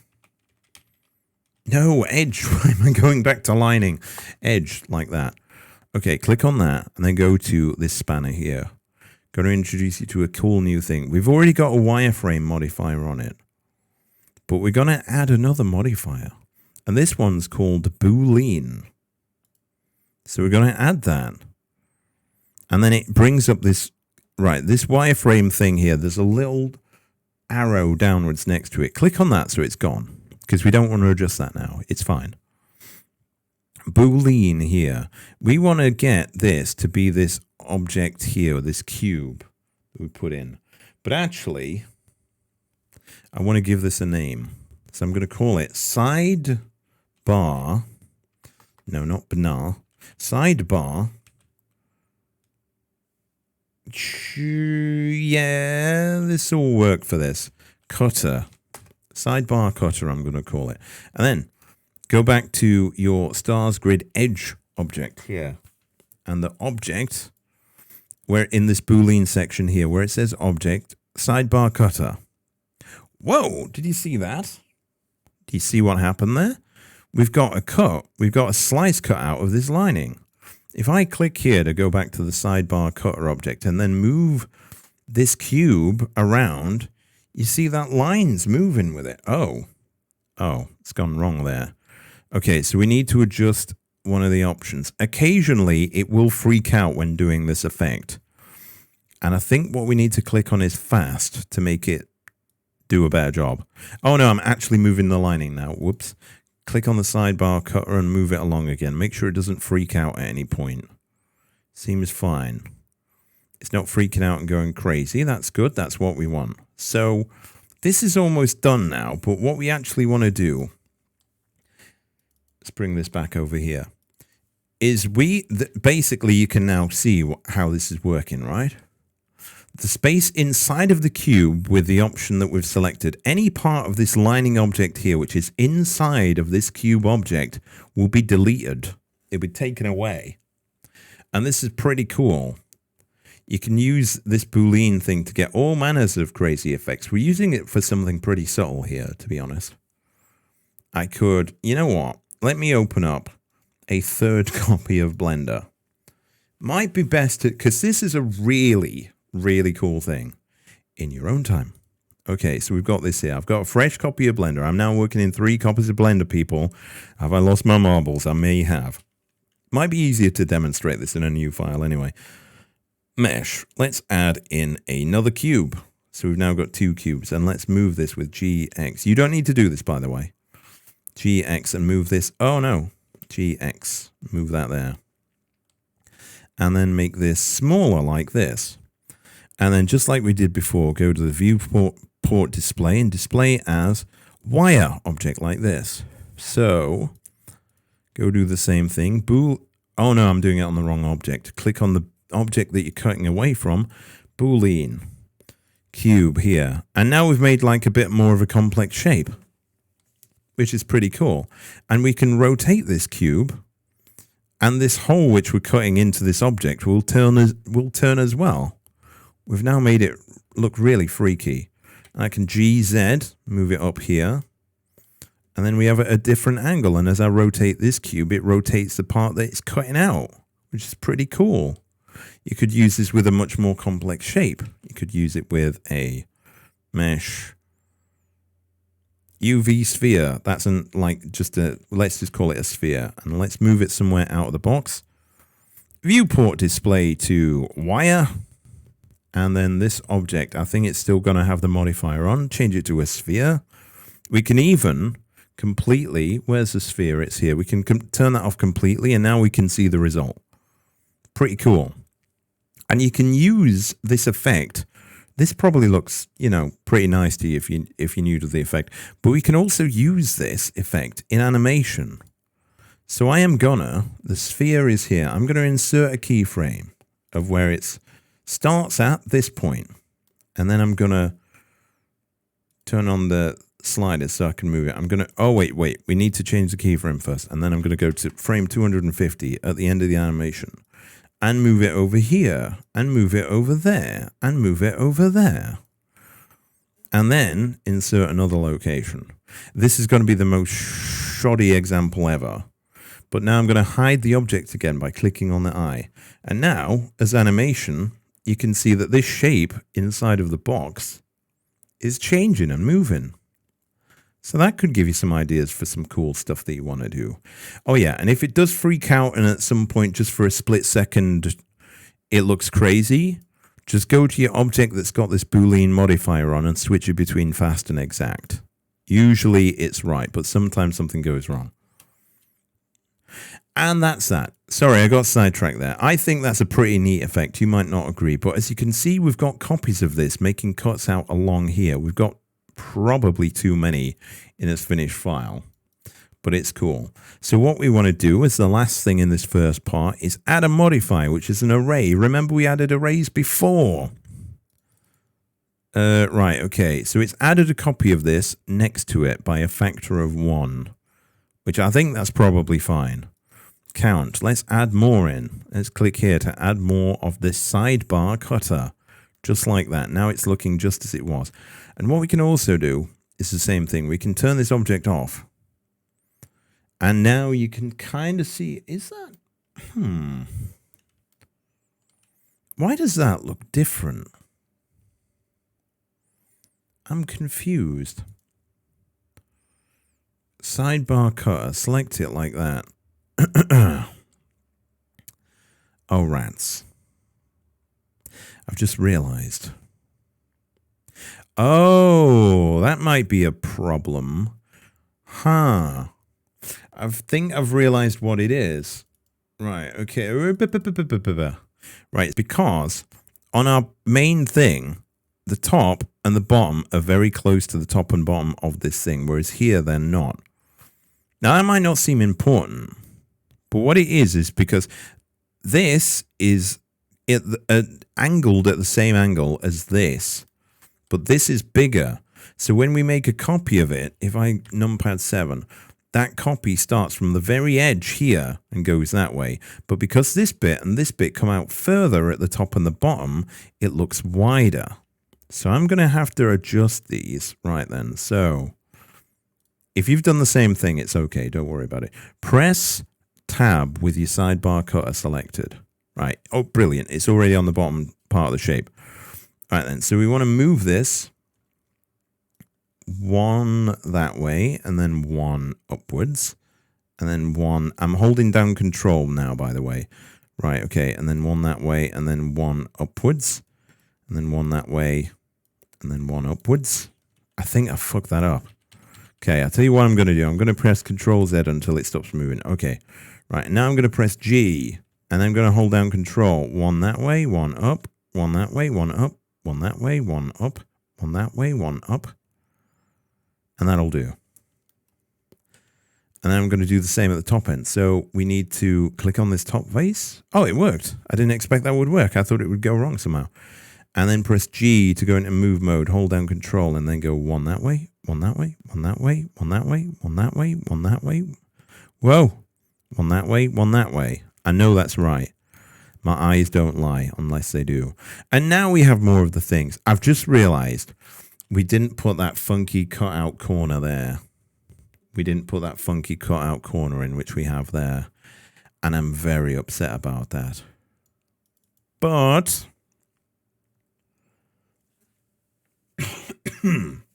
actually, no, it's fine. It's fine. Right. It is absolutely fine. Don't worry about it. I know how to fix this. Right. So we're going to press Z wireframe mode here. So on the stars grid object here, press Tab. And then in edit mode, because we're in edit mode when you press Tab, go onto this middle option where it says Edge Select here. Click on this. This is like the corner of that shape. If I took off the edge lining, so we've just got the original shape now, it's easier to explain what we're about to do. Click on this, hold down Control and E to bring up a menu, and then click Subdivide, like that. And now go over here and go into vertex mode. This is where you edit the points. So what we've done is we've cut this one line here into 2 lines. So this top half is a line, this bottom half is a line. And now I want to move this line up. So I'm going to hold Control and, oh shit, I'm moving too much of it there. Right, click off it so nothing's selected. Hold down Control and then 1, 2, 3, 4, 5, like that. And then we want it to have a rounded edge. And then click on this top line here and then go 1, 2, 3, 4. Huh? How does that work? Well, that worked. All right, then. Don't question it. That looks like a 45-degree angle. Don't question it. Right, so we're going to do the same again now. We're going to do the same thing, but we're going to do it for the edge object, which is here. Now, it's because we're in edit mode. Wait, what? I'm very confused. Grid BG, grid edge. All right, I don't know what happened there. But it wasn't showing up the things here, and I was very, very upset. Right, these modifiers here are very, very important, but you can turn them off being shown. So I want to do that because I want to get rid of this wireframe effect. So I'm going to click on this. It looks like a screen icon, and then this is almost exactly the same thing. So we're going to press Tab. We're going to go up here to the middle option of Edge Select. I'm going to click there. Control and E, subdivide. Switch it over to the editing the individual points, and then move this up 1, 2, 3, 4, 5, and then click on this thing here and then move it 1, 2, 3, 4. And then I can turn these modifiers back on, turn that off there. Is that good enough? Is that enough of an edge? I think I maybe need to do it again. All right, okay, so we moved it to the same place as the other one, but I think that this corner is a little bit small, so I'm going to move it one big square that way, and holding down Control, one big square that way. And then I'm going to turn that object off so we can't see it, and turn the grid object back on, and do the same thing here. Oi! Do the same thing here. One that way, and click there, and one that way. And I think that will probably look pretty cool. Oh yeah, the modifiers. Are the modifiers on? For some reason, it's not showing them. Oh no, because we were on the wrong object. Yeah, they're back on. So now, if we go into rendered mode, and we click off everything, it's looking pretty good. And we have this, I can just about see it, but if not, you can click here. We've got this cutter object here. And as we move this around, well, it's hard to tell because the edges of this object, you can maybe see, if I press GX now, I'm going to move it in the X dimension, and you can see where it's cutting away the line in, like that. And that's it. That's all of the stuff, all of the learning and everything that you're going to need to do this time done. It's just a question of making everything else. Now, you might think, he must have gone crazy. Like, this is going to take so long to do the rest of it. Well, don't forget that we've set up that stars material. We set up that grid material, which is the same material as there. And we have his lining set up now as well. There is actually one new material. You may notice that the edges, the uncut away edges here, have a little fade off. But that, that won't take very long at all. That won't take very long, and it won't be too hard to explain. And everything else is just putting in shapes. So it's going to be easy. But if not, I'm going to have a break now. So you can feel free to have a little break now and just let your brain relax and take some of that in, because it's pretty cool. So just to remind you where we're at. So we have made the sidebar. All right, I was going to do the wide bar before, but talking about the materials took a little bit too long. So we're going to do that after the break. So I am going to have a little bit of a break now. Oh, wait. Okay, I need to be on the screen for the break anyway. Don't forget, if you haven't already, to save your progress. I'll save this as... is this in the right area? Production stuff. No. Finished session blends. Oh, this is on F. That's no wonder it isn't working. Module 2. Well, technically, this is module 3 right now. I even put it in. Right, okay, so what are we calling this? Are we calling this funky space? I'll call this funky space. I'll just call it funky space. There we go. And then save it. So if you want to now, if your brain's totally gone for the day, you can just leave it here And as I said earlier, I will be putting all of these on my YouTube. There's a link there in the Twitch chat. You won't need it if you're watching on YouTube because you'll already be on it. Anyway, I'm going to have a drink. And a little bit of a break. I hope no one has any questions. I suspect not. But if you do, feel free to voice them in the little break we're going to have. It's going to be a bit of a longer one because I need to get up, stretch, get a bit of food, have a wee, and just let my own brain just sort of like melt for a bit because I've been a bit anxious about getting this one done because I want to get it done, but it's also one of the more complex ones. But you are learning, hopefully, if you're watching this and not crying in a corner, you are learning how to do the thing.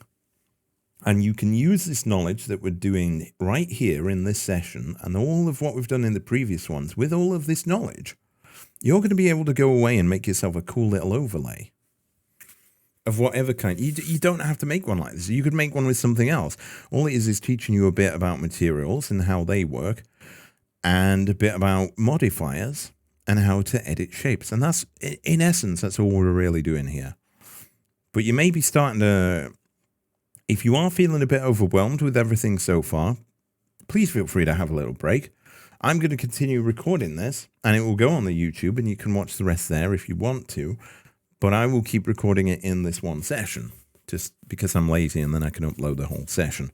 So, it is break time. I will be back in about 10 minutes, and feel free to put in the chat any questions that you do have about this, and we'll do good. So when we come back, we are basically going to be, we'll do this. I call it this is a sidebar, but this is what I call the wide bar, which is just going to be, you could already see it's almost exactly the same thing. So I'm going to have my 10-minute break. I will see, this is an actual scene. Don't get confused. It'd be hard to. And I will be back very soon.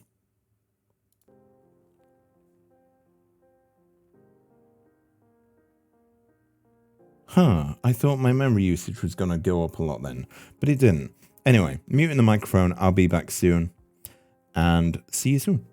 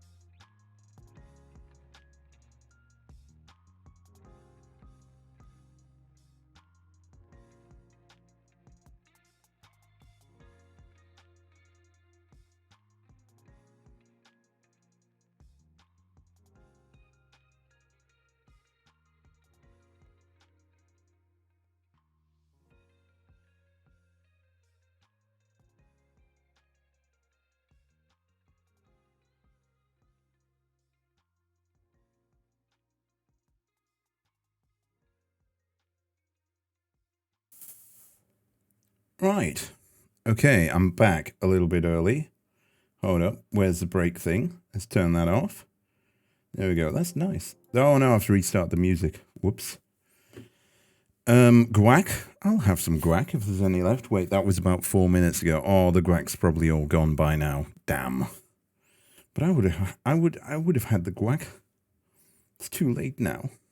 Wait a second. I've just realized something. When the break is on and I type text in, it does show on the screen. Okay, never mind. Plenty left. All right, stuff it in my mouth. Right, okay. I wasn't sure if that would appear, but now I know. It's good to know for future. Right then. So if you are back and you have guac, then that is that. See, I was doing some poems then. God, it's so warm in here. Like every other room in the flat is like much cooler than this room. It's so annoying. But I also have the windows open in the other room, so I don't want to have the door open because otherwise we get noise leakage. So we've set up this. We've set up as star pattern. We've set up as grid pattern. And we've done most of the major learning now. We just have to make... Wait, what the hell just happened there? Where did it go? Right, there we go. I must have clicked on the Discord. We just got to make the rest of these ships. Now, you might be thinking, holy heck, it took 2 hours to make this. How is it going to take that long to make this and this and this? The rest of this is easy. We've already set up as colors. Everything else is going to be much, much easier. And it's got to be all sorts of the same things. Now, there's one quick thing to note. This funky little cutting out effect that we've done there is exactly what we're going to do on these webcam objects up here. Like if I look in the, because I've put these in folders, I've been very organized with this. On the wide one, on this one, for instance, we have the webcam inner edge. Is it that one? It is that one. Inner edge, outer edge. Inner edge and outer edge. Hold on. The inner BG. Oh, right. So I did it that way. Huh. That's pretty interesting. Yeah, that'll work. But this outer edge, oh wait, no. The inner edge here is just, it's cut out by these bigger looking cubes that are right here, which move slower.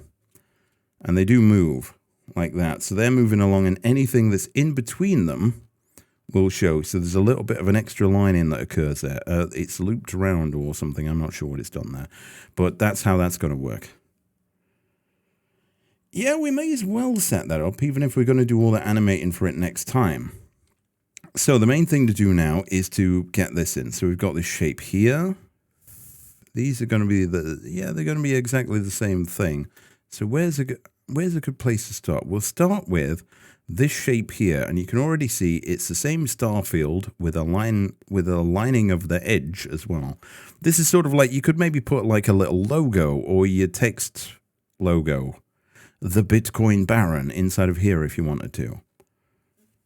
We probably should have, because if I look over here, oh wait, and if I go back to the right version, which is this one, we probably could have made this so it was bigger, to be fair. In fact, I could probably do that right now. I could probably, could I? Yeah, I probably could. Let me see if I can quickly do that. If I edit the transform of this so that it's twice as big, let's just say twice as big. Where's the scale? Size. Is twice as big going to be too much? It probably is. I tell you what, rather than try and scale it up and using maths, because my brain's not fit for maths right now, let's just click on one of the edges of this right here and just make it bigger like that. Oh, we've made it far too big. I haven't let go yet. Just make it a little bit bigger and then right click, transform, center horizontally so it's more in the middle. And that looks a little bit bigger, a little bit sort of, yeah, maybe, oh, if I click off it, it's easier to see. Well, it's not as easy to see for you guys. Can I make this any bigger? No, I can't. It won't let me make it bigger, which makes me sad. But hopefully you can see it there. Hopefully. It's bigger on the proper view, but never mind. Wait, why am I moving that over there? I should, it's gone halfway that way. Should leave that there. and then that's good. But I should also maybe minimize it. Right, and let's get this out of the way and start doing stuff. Okay then. It's times like this I wish I had some background music, but never mind. So that, you know what I'm going to do is all of these objects here, I am going to organize them. Right, so I'm going to click on one object, the sidebar cutter at the top. I'm going to hold down Shift. Yeah, I'm going to hold down Shift and click on the bottom one. So we've highlighted all the objects. Now we're going to put them in a little group. I'm going to press M and move to, they're not called groups, they're called collections, but we'll call it a new collection called, what is it? It's the sidebar. So we'll just call it sidebar like that, and then press Enter or press OK. And now we've got this little group here. Now the thing about these groups is you can just click there and then that's all tucked away and tidy like that, which is pretty cool. I thought I saw something on the ceiling then, but I didn't. So with that done, we want to make some basic shapes. Actually,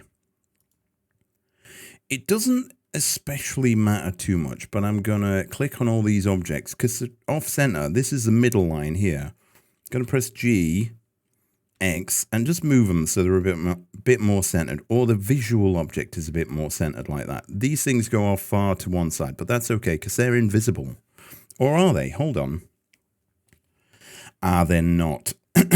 Right, okay, so there is one other thing that we need to do to make this perfect. This sidebar cutter object here, turn it off, press both of these things so it's not shown at all.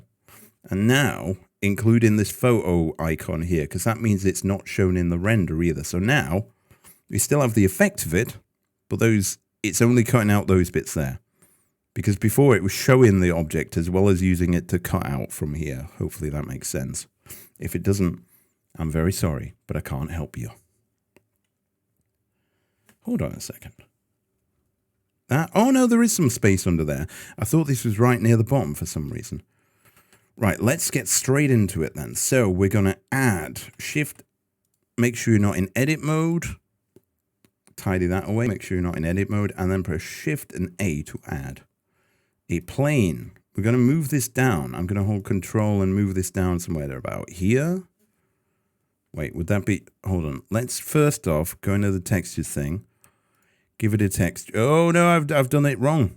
Click here. We're going to use the Starfield texture, which we've already set up. So click here.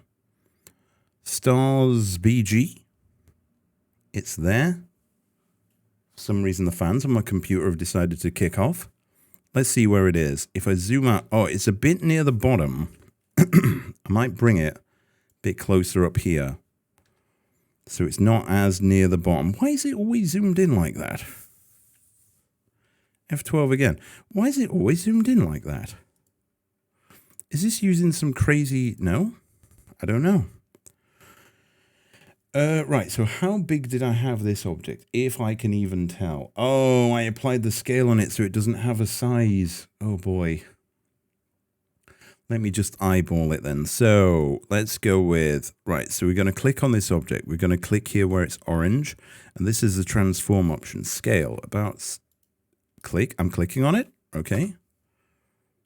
Bit more than that. Depends if we're bending it in or bending it out. I'd say that that's pretty good. Okay, but we don't want it to be that. We want it to be, is it a trapezoid style shape? I think it is. So we're going to press tab to go into edit mode, and we're going to edit these 2 points here. You know what we can do? No, you know what? I'll keep it simple. I'm just going to move this, hold down Control with the grid about looking like this, and move it one to the side that way. Yeah, that looks right. And then do the same again here and do that way. And that should be good. Oh, we haven't named this object, have we? Where is it? Oh, it's put the object in the sidebar for some reason. Right, okay, so move it up so it's not in the sidebar thing. Just drag it to the bottom and then let go. And it will move it out of that group. So that's pretty cool. Anyway, hope you're enjoying your guac, official kins. We're having a good time here. We've got most of the explaining and everything has been done as to how we've got this cool effect here. Oh yeah, if you want to see it with like the a bit of the shininess on there, that's good to know. Click where it says render properties, this top thing here, and then go and tick this bloom box. There we are. You've instantly got some shine on. Just like that. Kind of makes it look nice and glowing like neon, which is what we're aiming for. So I'm going to press numpad dot to be focused on this object here. And then I'm gonna basically do, oh yeah, I need to press Control and A to apply the scale. Nothing happened there, which is cool. Ew, what is that?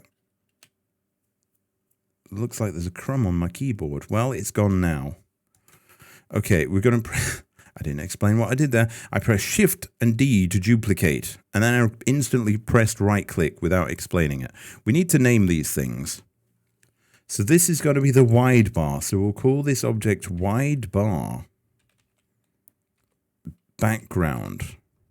Oh, no, because there's going to be multiple elements to this wide bar. So we're going to call it wide bar center BG for background.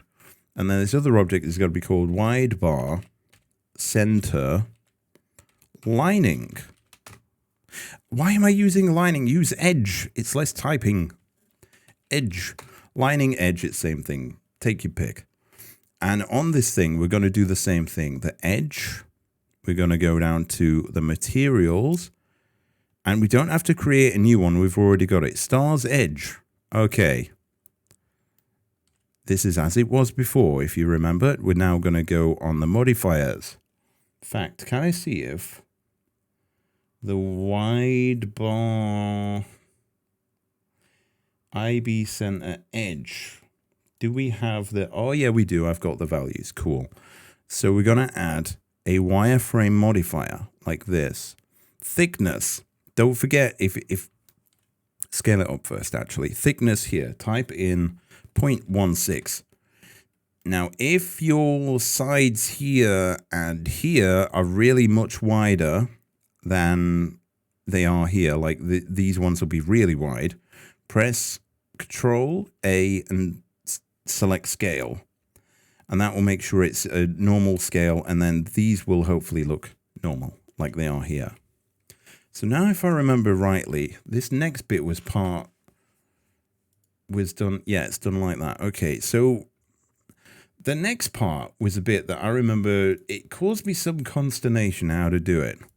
It's got to be like a pink neon edge, or using like a second color, and it's going to be like that. And I think in the end, I just sort of eyeballed it, and I was like, all right, this will do. So that's what we're going to do here. But I'm actually gonna I'm going to make, right, click on the wide bar center edge, this thing we've just made here, and Shift and D to duplicate it, make a copy of it, and then right click to keep it in place. And this might work. Might this work? It might work. Okay, we're going to turn off, press the eye icon on the two other objects that we just made. So we've just got this one. And then this wireframe modifier will have copied over to the new thing. This has got to be called, this is the wide bar center outer edge. Outer edge, we'll call it. Just like that. Everything else should be the same. We're going to click this monitor icon here, this real time, because it will turn off the modifier. We've been blinded by the light. Like that. And press Z, go into wireframe mode. So we're just looking at like the outline of it. Now press tab to go into edit mode. Click this middle icon up here to change it to line mode so you can select the lines. Click this bottom one. Press delete. Delete the edges. Yes. Only edges and faces? Edges. Okay. Now, because this doesn't have an edge here anymore, if we go back into rendered view now, we don't see anything because when we deleted that edge, it wasn't like a closed shape anymore. So there isn't a face on it. We deleted one of the edges on that face that we had. So it looks like the object's not there, but it is. If you go into wireframe mode, you'll see it. It's there. So if we turn on the wireframe modifier as well, and then go back into rendered, it's not showing. Why is it not showing? How did I do this? I did do this somehow. Oh, wait, I'm in edit mode. It won't show up. Oh, wait, it's not showing up anyway. Oh, bollocks. How the... Right, okay. This is a bit where I was like, how the hell did I do this? I'm going to teach you about something else. We can't even see the actual shape anymore. What gives? Where's the shape at? Oh, yeah, because we weren't in edit mode. Right, so with this, press A to highlight all of the edges. And then we need to press numpad 1. Or if you don't have a numpad 1, click this -Y, I believe it is, to go into this view here. So we're now looking at that shape, but we're looking from side-on view like this. And we're going to zoom in quite far. You can see the lining of the sidebar behind it. Oh, it should be fine. What I want you to do is hold down Control. You've got this little blue widget here. Hold down Control. Move that down. All right, then. Don't do that. Zoom in even further till you start to see these little micro squares. And then just move it down a little bit like that. And then I want you to do something. What we're basically going to do, I think I can get away with pressing E. We're going to extrude it so we have faces like that. That's what we're going to do. I think that's the easiest way of doing it. I'm not sure how I did it before. I haven't got a clue. Eat it. I'm watching and enjoying. Right, okay. I'm going to right-click there. Has that still made it? Okay, it has still made it. So let me do that and then do that. And then it's just one object again. Right, okay. And Control-Z, keep it where it is. So, yeah. Numpad 1 and zoom in. Or click that -Y and then zoom in to get back to here. And then press E, because that's called the extrude button when you're in edit mode. And hold down Control. And then move it so it's too high, like that. And the reason we need to do that is, oh, you can probably tell. If I go back to being above now, and I go into Z rendered view, we can still just see the outline there. But because I'm in edit mode, when you're in edit mode, modifiers often don't work. It's because you could edit the shape at any time. So if you press tab to get out of it, you've suddenly got that line. But it's a really big line. I think it maybe needs to be a bit less. So I'm going to make this, what was it? Was it 0.16? 0.12? Like that, maybe? We're going to have to turn on the background and this here. All right, and then we want to scale it up. Will that work? No, it won't. Tell you what. We'll leave the background thing on. Wireframe view. And then we will just, you know what? With the outer edge, press tab, go into edit mode. Zoom out a little bit. You've got these big squares here. And then go up here in edit mode where you can see you've got this vertex select. So you can select the individual points of all of these lines. Click this bottom line here and then pull it out. Just one square. And then this line over here. Do the same in the other direction. Is that? No, that's maybe too much, but I'll show you what we're doing basically first. We're going to move this up like this, and then, what? We've selected the wrong object. What is happening? What is going on here? We are on the outer edge, right? Yeah. Oh, because it has two. Oh, yeah, because we extruded it, so there's actually 2 points right here. If we look at it this way, you'll see and remember, hopefully, that this, we extruded it, so it was one below and one above, so it's actually 2 points, so we need to be moving. That's why it didn't work. Tell you what, let's easy mode this. So to select 2 points at the same time, press A twice to unselect everything. Now press B to do a box selection and click and drag around both of the points. This only works in wireframe mode. It's complicated to explain, but if you're in like one of the ones where it's 3D and you've got faces showing on materials, it won't see through everything. So it will just pick the top point that it can see. Right, and let's zoom in a little bit, because this is currently lined up with the edges of this center BG. So we're going to play out 1, 2, 3, 4, 5, 6. Actually, no, 5, 4 micro squares. And then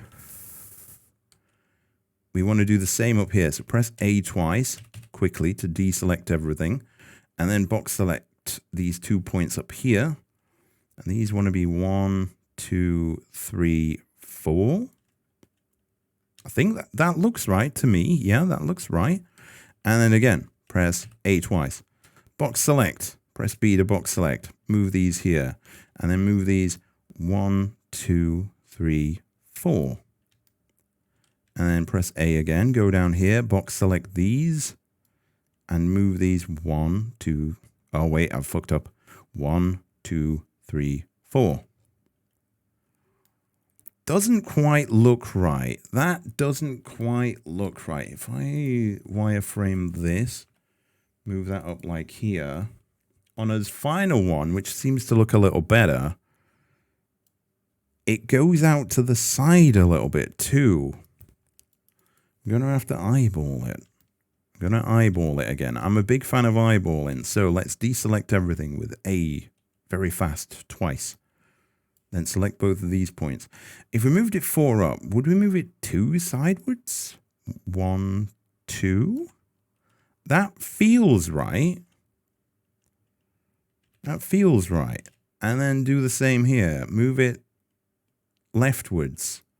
1. No. Okay, zoom in a little bit. I was too far zoomed out. 1, 2. Holding down control for all of that, by the way, which you probably know because it shows it up there. And then that's done. And then if we look at the rendered view, turn on the other object, and then compare that to this, it's pretty good. There's only one small problem. This is the same color as that, and we wanted it to be the other color. So we're going to go here to the Materials tab when clicking on the wide bar center outer edge, and click on the Materials tab and change it from Star's Edge to, I called it Grid Lining, didn't I? For God's sake, why did I call it that? All right, I'm changing this. I'm changing this to Edge. It's going to annoy me if there's 2 different things. Change it to Grid Edge, and that will have changed what it's called here, I'm guessing. Yes, it has. So we got this here. So now is the time to... Now, theoretically, I could... In fact, not theoretically, I'm actually going to do it. So I want another object, which is going out this way. But it's got to have this... It's got to go up to this slant here, but not any further from it.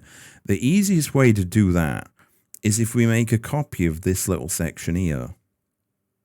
That is going to be the easiest way, isn't it? Yes, it is. It surely is. Believe me, I know what I'm doing. I know what I'm doing.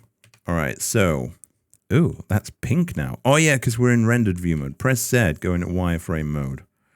And just... As you see... Right. All right, we're in edit mode. Click this middle option to go into line selection mode, and then click on one of these. Now you've selected, like, maybe the bottom line. I'd say go with the bottom line. Just select that. And then we're going to make a duplicate of this line, which the people among you that have some kind of brains and ears that have been listening probably understand we need to press Shift and D to duplicate. But you might be like, okay, but isn't that going to make another shape? No, it's not. So we're going to right click to keep it in the same place. So this line is just a copy of the same line where it was. It's not connected to anything else, any other part of the shape at the moment, which is great because we don't want it to. But we want this to be its own object. At the minute, it's just an extra line in this lining that goes around the outside. But we're going to base our new object off this. What we're going to do is we're going to press in edit mode with this line that we've just made selected. We're going to press P. And this brings up a separate menu. And click by selection. Whoa, did you see what happened over here? We've now got another object here. Right. We're in edit mode, so you can't. All right, so here's his original object. And then we've got this object here. Now, it is just a line, so it doesn't really show. Unless you go into edit mode. Wait, does it? Please tell me that I've not just gone wrong somehow. All right, yeah, it is there. I had to press A to show it up because there's other lines around there at the same time. Let's get rid of them. Actually, no, we'll not get rid of that. But this outer edge here, right, click out of edit mode. Click on the outer edge. So it's, you see how it was like a dark orange? You hadn't selected it. Click off something and then click onto it if that's a problem. Go to where the wireframe modifier is in here. Click that. So it's just back to being its normal line. Because we want to, if I click on this object and go into this mode, we want this line to be the same way as this line here. But we want it to be smaller, so it's less. But we need to see the original line to line it up. You see what I did there? I made a pun. Right, so click on this vertex selection mode to be able to edit the points. This isn't in the right position. It's off center, and I'm very annoyed about that. Why is it? Oh, sugar. Numpad 7. It's off center all the way down. What the hell's happening here? Wait a minute. It's off center. What the hell happened there? I don't know. I couldn't tell you. Couldn't tell you if my life depended upon it. But we're going to press G and then move it to there. So it's on the inner part of the line. What the hell happened there? I've no idea. But now it's technically lined up. All right, it was lined up before. I just couldn't see. Right, okay. So we'll move that to there. What? I don't know. I do not know. I do not care. So we want to move this down. It's got to be less than the size of this because we're trying to get it to look like this, remember? So there's this. It's underneath there by exactly 2 micro squares. So let's try and remember that. So, in fact, we don't need to. These are the micro squares. So basically move it down to there. That's more or less in line, and then move it down 1. Or is that from the outer edge? Yeah, no, it's from there. So it's going to be 1, 2. Then move it over there. Is that lined up perfectly without having to do anything else? Oh, thank God for that. Oh, thank God for that. Hello, Steel. We're here. We're still in Blender, and I'm making some cool stuff. This is what we've got so far.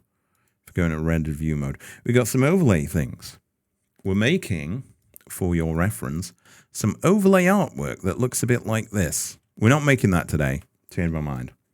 Not going to be doing that. But that's what we're making. And it's pretty good. It will look pretty good. Anyway, Z, wireframe. So now what I want to do is I want to turn this line into a shape.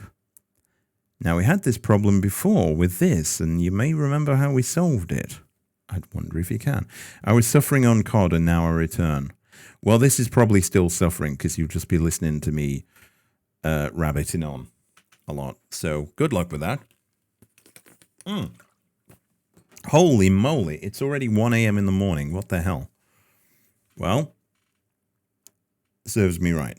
So, what we want to do, we want to go to line mode. It's deselected, but if you click here, it will reselect that line. And then we're going to press E to extrude, and then hold down Control and move it sideways like here. You're drawing out the shape. Now, where do you take it to?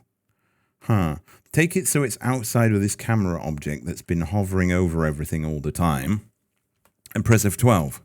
We've now got a funky little bar.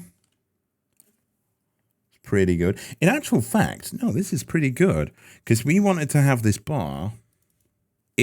This is going to be the lining object. You're going to start streaming. Now you get to see the pretty overlay Baron made for me. Wait, what? Yeah, it's not pretty overlay if you don't start streaming, is it?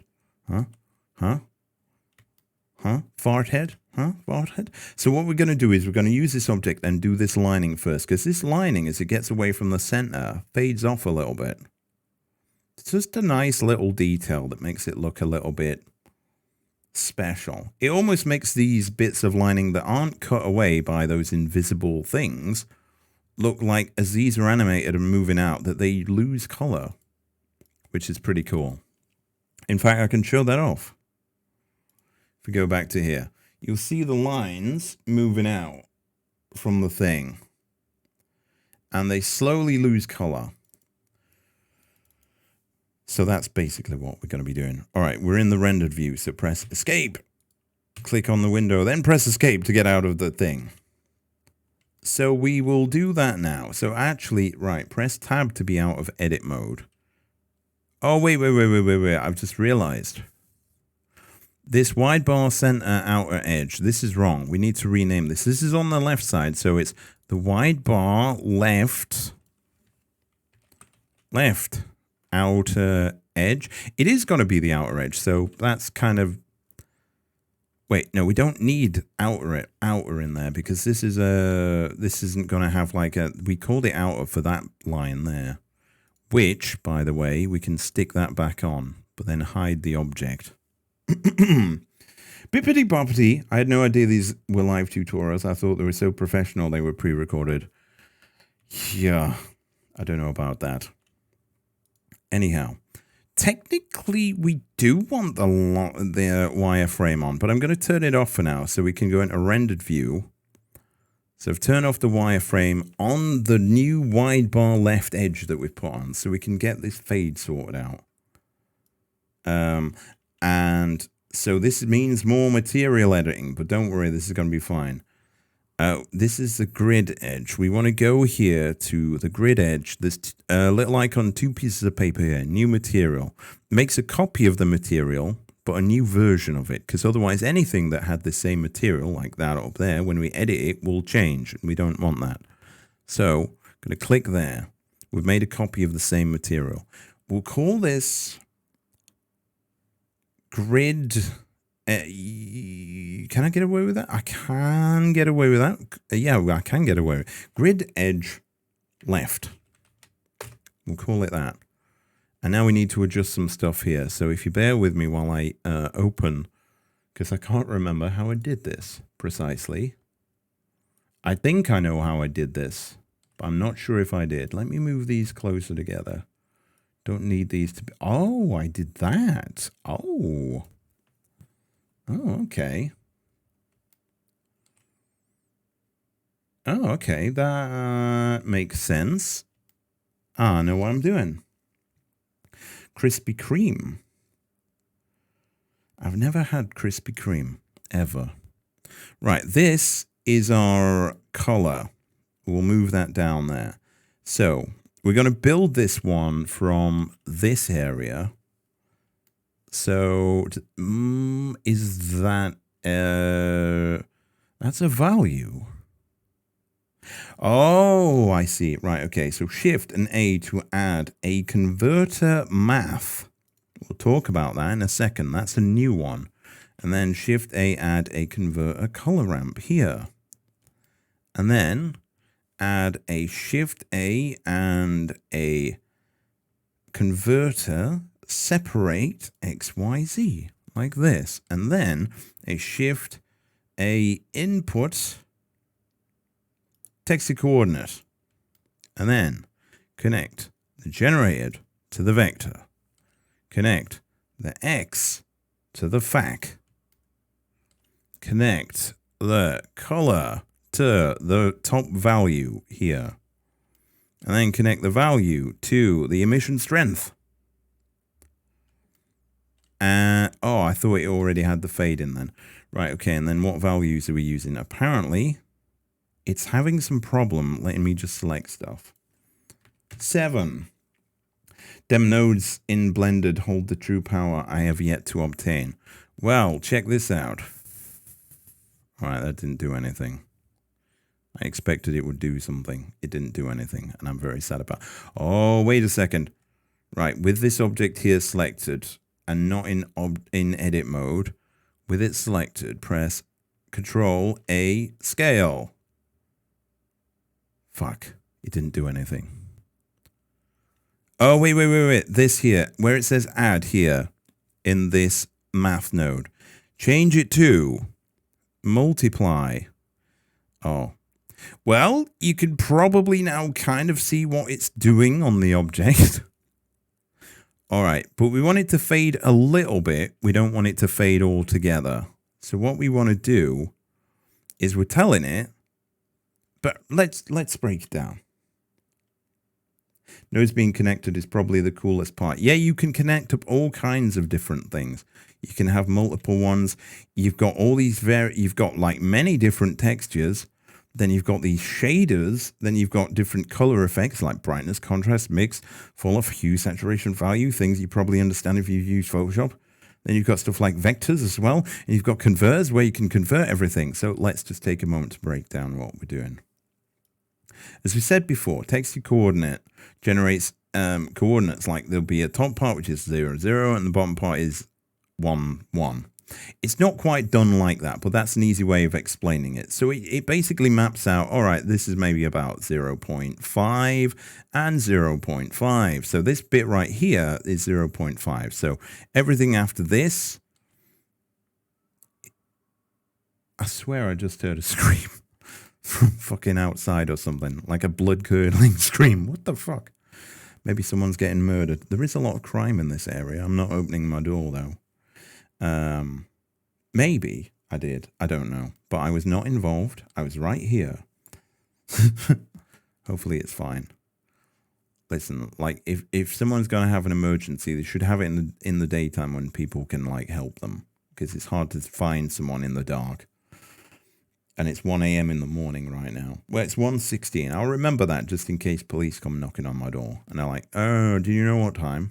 I'll be like, yes, I heard a blood-curdling scream about 1:15 in the morning. And what did you do then, sir? I continued doing my Blender tutorial. Very good, sir. Have a nice day. Yeah, it is as well. And there are some druggies, so it might be someone off the red as well. So we have this fade, but we don't want it to fade completely. You can probably understand how this works now. So basically, we're separating out on this little mapping thing here, the x-axis. The x is this red axis, is a cross axis here. So we're only interested in that.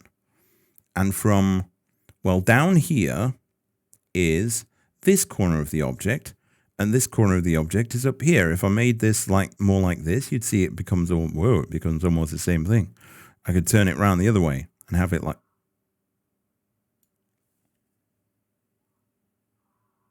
I can hear a scream. What the hell's going off? I'm just listening now. I've heard the scream a couple of times then. Very inconvenient. If you did Y on the separate node, would it go up and down? My God, we've got a genius right here. Okay. Yes, that's exactly what would happen.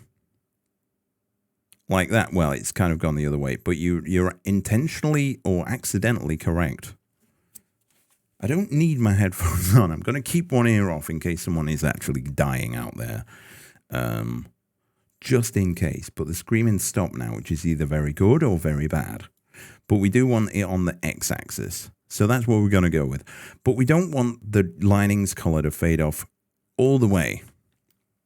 So what's happening here? You can see that this is what's happening here. But then what is this? This is a multiply node. And I don't have much to say about that. It's taking the color value, like the color here would be from black to white. So it's like a numerical color. And then it's multiplying a bit. Multiplying it a bit, if I could use my words. And then that's, whatever that is, becomes the emission strength. I don't think it really needs to be 7. Let's just see what happens if I change it, if I can change it. 1. Oh, it's just the amount of brightness. Oh, yeah, no, but we do want it to be 7 because 7 is the same brightness color as these other lined objects. That's why it's that. At least we figured that out. So we don't want it to fade off completely. So instead of this being black, we want this to be a kind of grayish color like that. And I'm trying to think how I did this. I did it about like that. That maybe wants to be a little bit brighter. Little bit brighter, not very much.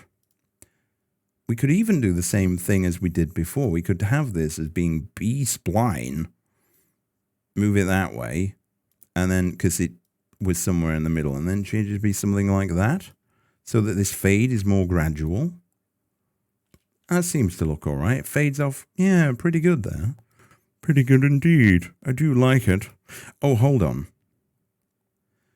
This grey and this grey are two different colours. There's a little, very subtle band here that's a slightly different kind of grey. Yeah, they are. They're two different greys. Look at them. Jesus.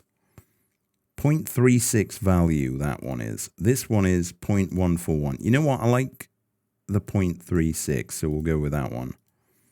0.36. I think I did that right. Was it 0.36 or 0.36? 0.036. Fuck. Did that wrong. 0.036. There we are. And now I can space these out a bit more. And now that kind of looks better, in my opinion. It's time to copy and paste the hex values. Yeah, I am doing this from a finished product, which looks like this. So we're working towards this very slowly but surely. And I am sort of like saving a bit of time by like copying the values over. So this multiply, after we've given it this kind of fade effect, it plugs into the emission strength. So that's controlling the brightness of this color, which is being emitted. Hopefully that makes sense. If it doesn't, get the fuck out of here. Damn, that looks fire. It's all right. I just made it one time. Well, I think in actual, I shouldn't say this, but in actual fact, what I did was, I think I went on one of those, maybe it was Streamlabs or Stream Elements, and they had kind of like a cool overlays design. And I was like, can I make that in Blender? And I was like, I think I can. So I decided to try, and it came out like this. Art is the best form of, no, imitation is the sincerest form of flattery? One of the two, something like that. So, all right. Anyway, we've got this object sorted now. So if I am not in edit mode, if I go back to the modifiers tab right here, and where we've got this wireframe, turn it on. Now it looks awful, but it's actually fine. Oh, wait, wide bar left edge, we're going to Shift and D to duplicate it, to make a copy of the same object in the same place. And then we're going to press this little X up here to get rid of this wireframe object, like that. And now it looks like we've got the same thing as we had before, but wait, here's the kicker. It's about to get really interesting. Go down to Materials Properties, click here, and click Grid BG. Fuck. It looks all stretched and shit. I didn't want that to happen. Try press Control A scale. That didn't work, did it? All right. Apparently, this grid scale up here and this one don't work the same.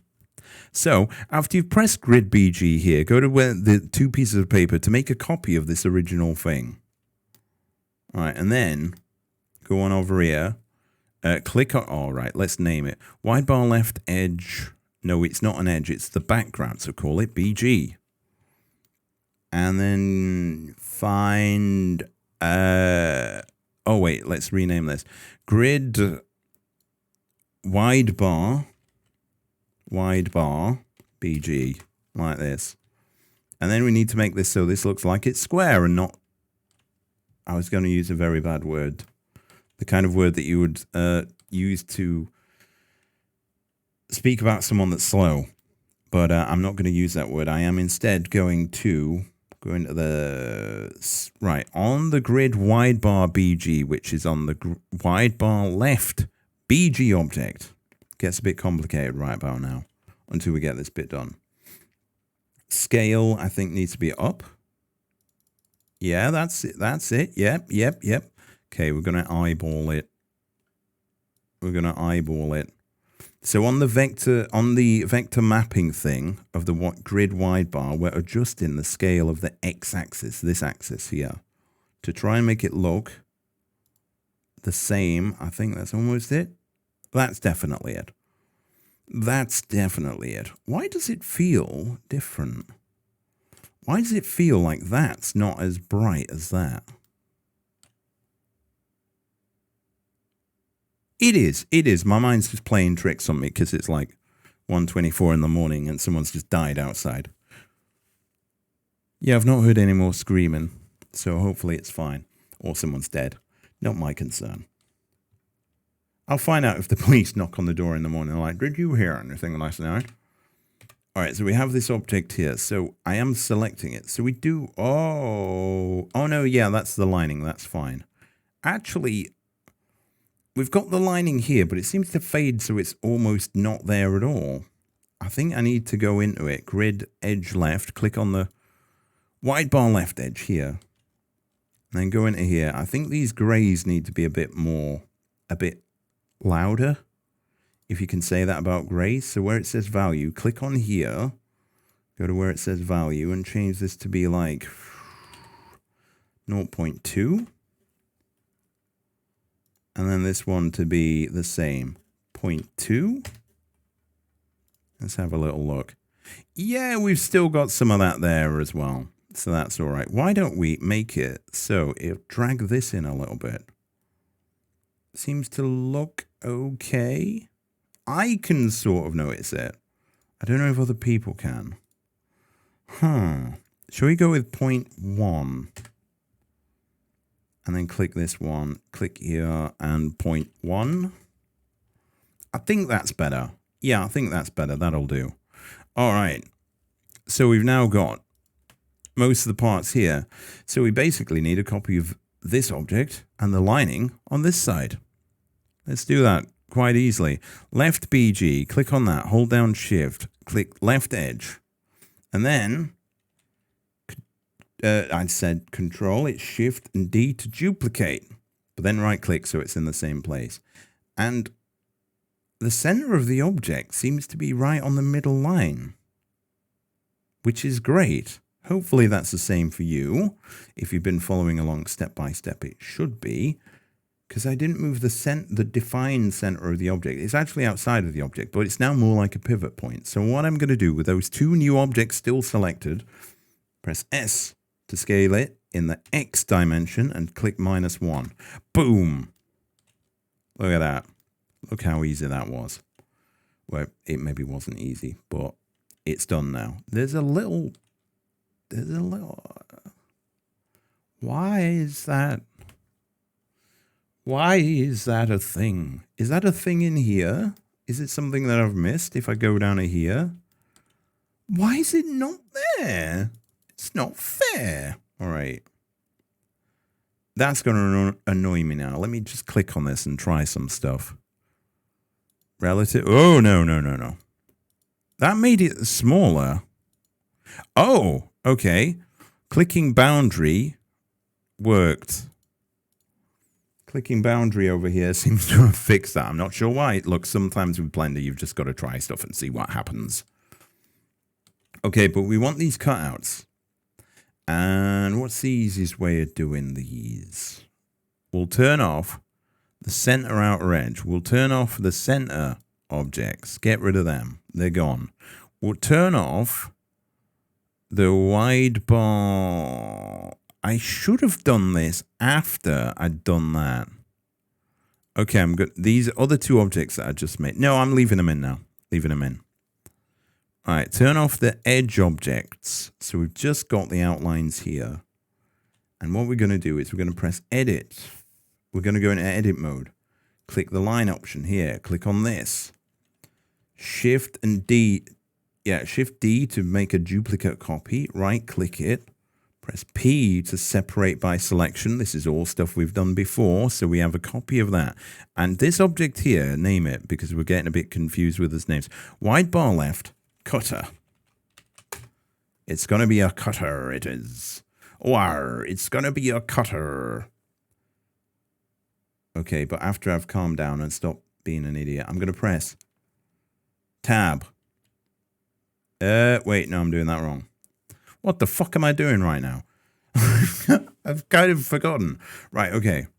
So with the cutter object, with this line that we've just selected, go to Object, Set Origin. Origin to Geometry. Okay, I've been up a long time. This is going to end up being a 5-hour tutorial at this rate. Right, we've moved it so the center pivot point is in the middle of the thing. So when we scale it, it's scaling it around that pivot point. That's why it was going wrong before. And then after doing that, press S point. No, don't do that. S 1.1 to make it slightly bigger like that. And then press. Oh shit! How big is it going to have to be? I reckon that's about half a, maybe a bar, maybe most of a bar. Press E and then hold down Control. And then click this. It didn't do it. Oh yeah, we're not in edit mode for some reason. Right, so I'm back in edit mode. Select this object. Press A to select all of the object, like that. And then press E and then drag it out. Look how scuffed this looks. It's fine. It's fine. Don't worry about it. Oh, no. Make sure it stays straight, though. That's the most important thing. Remain straight at all costs. Wait, why did I say that? Now I'm going to have the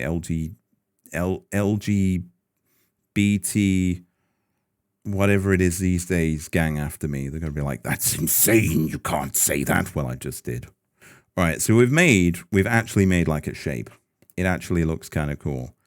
But I want to move it down. I'm going to go into wireframe mode so we can see what's happening. We get some crazy, weird flickery effects that come off because this shape that we just made is in exactly the same space as this other shape.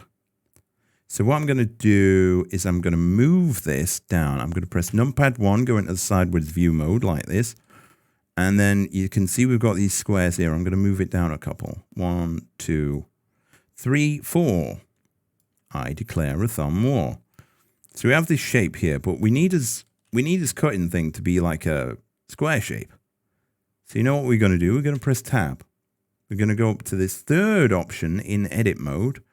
Third option, which is face select. And then go and click on your shape here. Then go back into numpad 1 sideways -y view there. And then press E and extrude it upwards. Just like that. And now you've got yourself a box. And this is going to be the box which cuts out the lining. Oh no, I can do that in a second. So what I'm going to do now is I'm going to turn that. It's not lining, it's the edge. I keep getting my terms mixed up. Right, okay, go back into render view mode like here. Now this cutter will do the same thing. Click your cutter, click the object properties here, scroll down, display as wire. Change it to that. Okay, we're in edit mode so we can see it a little bit, but that's okay. Right, and then go to the edge object. Yeah, that's this edge object here. Left edge. Go to the spanner for the modifiers and add a modifier that's a Boolean modifier. It's appeared down here. So click that to get rid of that. Boolean, intersect with the object. What is it? It's the wide bar left cutter. It's somewhere in this list. There we are. We've got that there. So now we've cut out the little bit of lining wherever this box is. Pretty cool, huh? Oh.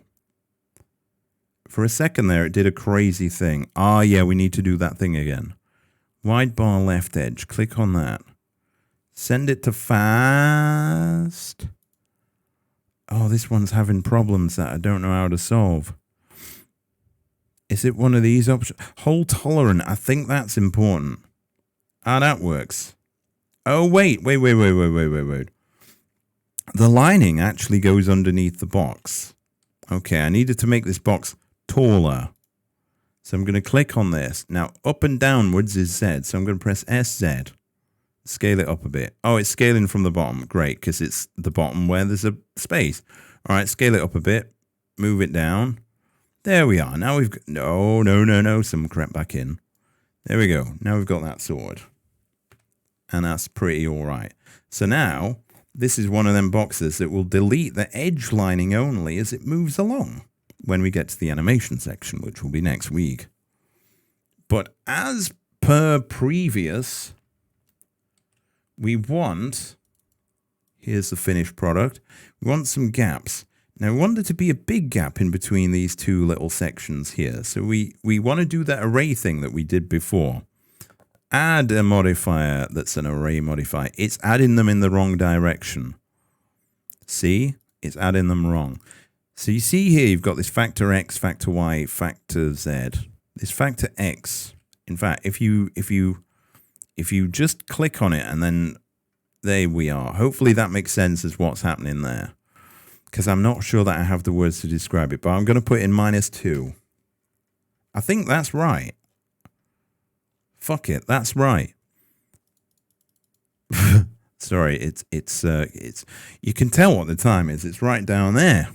It's a pretty late hour of the day. But this is what I get for starting the tutorial session late. And we're in it together now, and we're going to keep going through it together. So when I click off this, you can see that we have those lines in now, and that's perfectly fine. So the cutter, you see what I'm saying is getting these first things in, this first bit done, got you all the basics in, and now everything else is just going to come together very easily. Although we are at nearly the 3 hours mark. But the next section I'm only technically doing it once. In fact, yeah, I will only do it once. Let me just explain. So we have these two webcam views here. What I'm going to do, instead of just doing both of them in one, by now you might already, by the time we're finished anyway, you might already, I mean, obviously it's just a duplicate really, but with some bits edited so that this one's a bit more widescreen. But instead, I'll just do one. And then you can just edit, you know, you could just select a lot of the points on this side and then pull them out a bit if you need to, or push them in a bit if it doesn't fit your webcam. And you can do that and try that multiple times and it's fine. Don't worry about it. To be honest, this one was meant to be kind of square and this one was meant to be kind of like widescreen like my webcam. But this one is too wide and this one is too small. So I had to go with something in the middle anyway. If that makes sense. Hopefully that makes sense and I'm not just talking Aramaic right now. Somebody let me know if I have lapsed into that because I'm not too sure. Right, okay, so this cutter object, let's rename these other stuff. So this is not the left BG, it's the right BG. So give it a proper name and do that. And then this edge that's not on until I turn it on, I'm going to call this the right edge.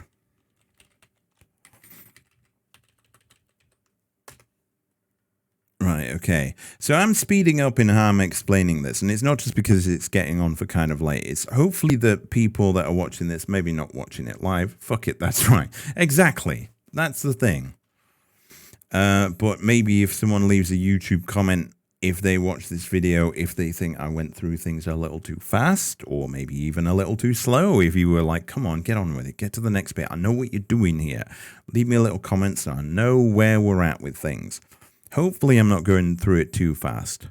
Right, so we've named these things. Right, this left cutter, I'm going to do exactly what I did with that, except it's going to be a little bit stranger because I moved the center pivot point from being on that line. But we're going to do the same thing. Select your left cutter, wide bar left cutter, this object here that's doing this cutting out.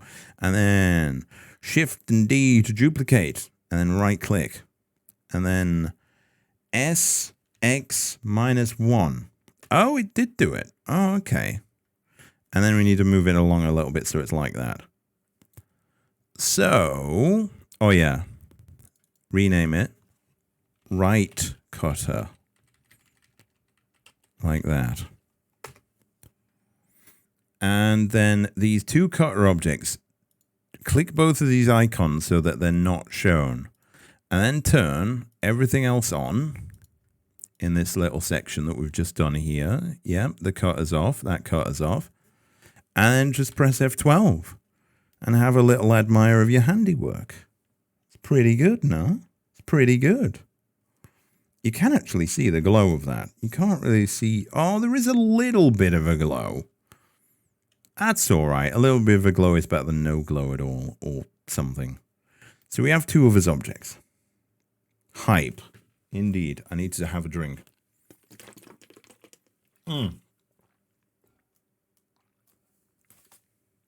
Still can't hear any screaming, which is good. I don't really want to hear the screaming. I mean, I could go and look in the front window, see if there's an ambulance. Oh, no. No one cares. What's important is a tutorial, not someone's life. We've got to remember what's important. So, with those two things done, we just need to do one of these objects. So basically, let's have a little study of these objects. Again, these are using the same material, so it's the same two colors. By the way, if you've only just started watching and you've not seen everything, we've sorted out this special little thing here. Look at all these objects, look at this two-color color scheme, right? We have these things here. Oh, it's over here. There's a color wheel here. I can, with a little bit of a delay, hello? Oh my God, why did it take forever? I can, just by moving this one color wheel around, change these objects to be, if I zoom in a little bit too far, to be whatever color I so wish to be. I could go for yellow, if that's your vibe. You can go for that. You can go for orange. You can go for purple, which is what we're going for. You could go for blue. You can go for whatever you want. And it changes all of the colors at once, which is a pretty cool, neat technique to use. And the same goes with the other colored objects. So we're going to want to be doing the same thing using these node groups on there. And then change it maybe so it's blue. That is a kind of like, that's a pretty like, I don't know how to explain it. Like an old school 80s toy kind of vibe. I don't know why it feels like that. I could change it to some other color. Fuck it. Let's go white. Could even have it white. And then it renders out like that. And if that's your vibe, that's your vibe. So that's another cool thing for what we're doing. But anyway, let's study as webcam view. Is that as tall as it'll go? Okay. Let's move that so it's less. So basically, we've got an inner square here. It's actually 2. It doesn't show it very well. If I press space, though, you might see it. There is a little bit of a line. Is it actually on? Is it actually on? Oh, wait, no. Webcam. That's here. There's an inner edge. There should be an inner edge. Oh, it's here. Oh, but I did that like a doofus. There is an inner edge, but it doesn't seem to glow much because we've made it white because we're stupid. If we made it a different color, like yellow. Wait. Has it got... All right, I'm going to do a thing. I'm going to up the emission strength till it starts shining. All right, 222. Oh, I turned off bloom in this, didn't I? I did. All right, now it's too bright.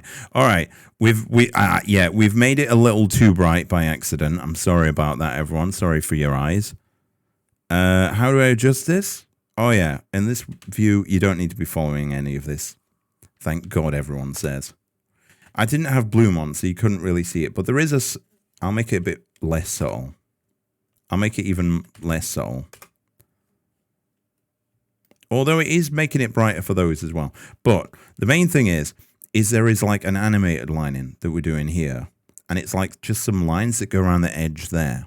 We're going to be doing the animation very synthwave. I think it was based off some kind of synthwave thing that I found on the internet. And yeah, it's got to be sort of like that. We're going to do the animation bit next week. But basically, this is the same thing as the cutters that we've been using, right? You know these cutters that we set up here. Now, just basically, to understand what's happening with this webcam here, just imagine that these cutting things here are much fatter. And... oh, well, just much bigger, basically. So this little line here is the space between... In fact, I'll show you. These lines here are the space between two of these things, which are cutting out everything else of it. That's basically how this is going to work. So we'll set that up even though we're not using it. I think I was running out of ideas. I just put in some white squares here because I couldn't figure anything else out. So we have this cool little effect here. And that's basically it. So it's like an inner square. We could basically say it's an outer square, but then the middle sections are inwards a bit. I know how I'm going to do that. And then we've got these little squares here. Yeah, this won't take too long. This won't take too long at all. I hope. So let's get into it. Right, so back in a scene. Right, this is the part where you start following along again. So, oh wait, before we do any of that, right, show these objects here, show them all, tick the things, and then click the top one, hold down Shift, click the bottom one to select all of them, and press M to put them in their own little collection, and call it wide bar. Like that, in capital letters, so people know that you're asserting your dominance. And then you can close that off there. And then that's much easier and it's out of the way. And another cool thing is when you put things in folders like that, there's a little tick option here. You can just press the tick option to turn it off. It's not anywhere. It's not in the scene. It doesn't have any impact on anything. So you can use that with these little connections to keep things nice and tidy. It's also got options as well for if you want to just hide it in the view. The tick is actually sort of different, but I won't really explain that too much. Just think of it as being like it hides all of it. It's a bit more complex than that, but it's difficult to explain. It's not difficult, I'm just lazy. Right, okay, so with nothing selected, I'm going to click the scene collection here just because I can. Shift A, add a plane. And we're going to move it up. You know what? I can see, you might be able to see this camera here. I'm going to turn it off from being shown in the thing. So we have this object here, and this is going to be made of the... Right, so it's going to be made of that. This, again, it's two objects, isn't it? Okay. Okay, so we're going to scale this up. So we're going to S10. This is a webcam view, after all. We want it to be bigger. Is that too big? No, I don't think it is. I think it's about right. I'm trying to eyeball the left-hand one. It's about as wide as this, so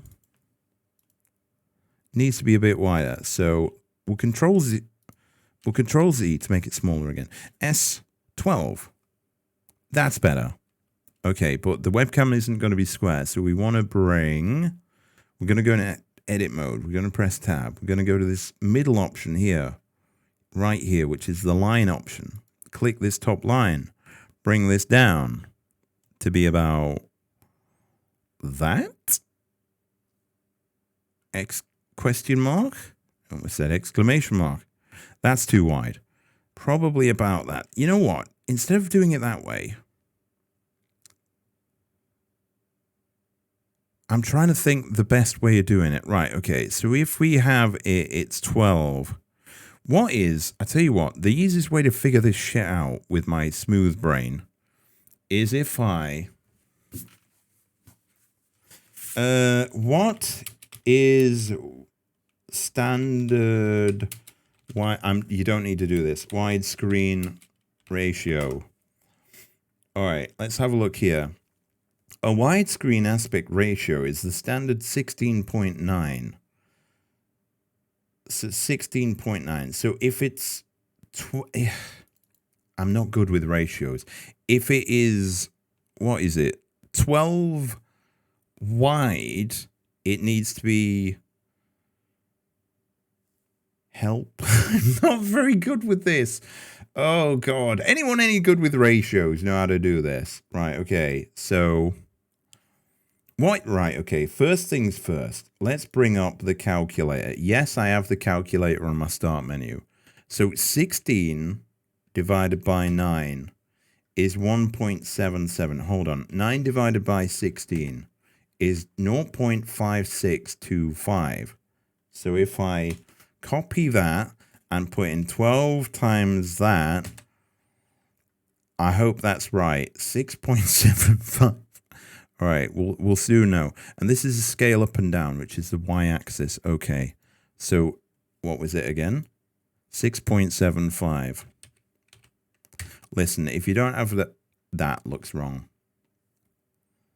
That looks very wrong. That's almost half. That doesn't make sense to me as being right.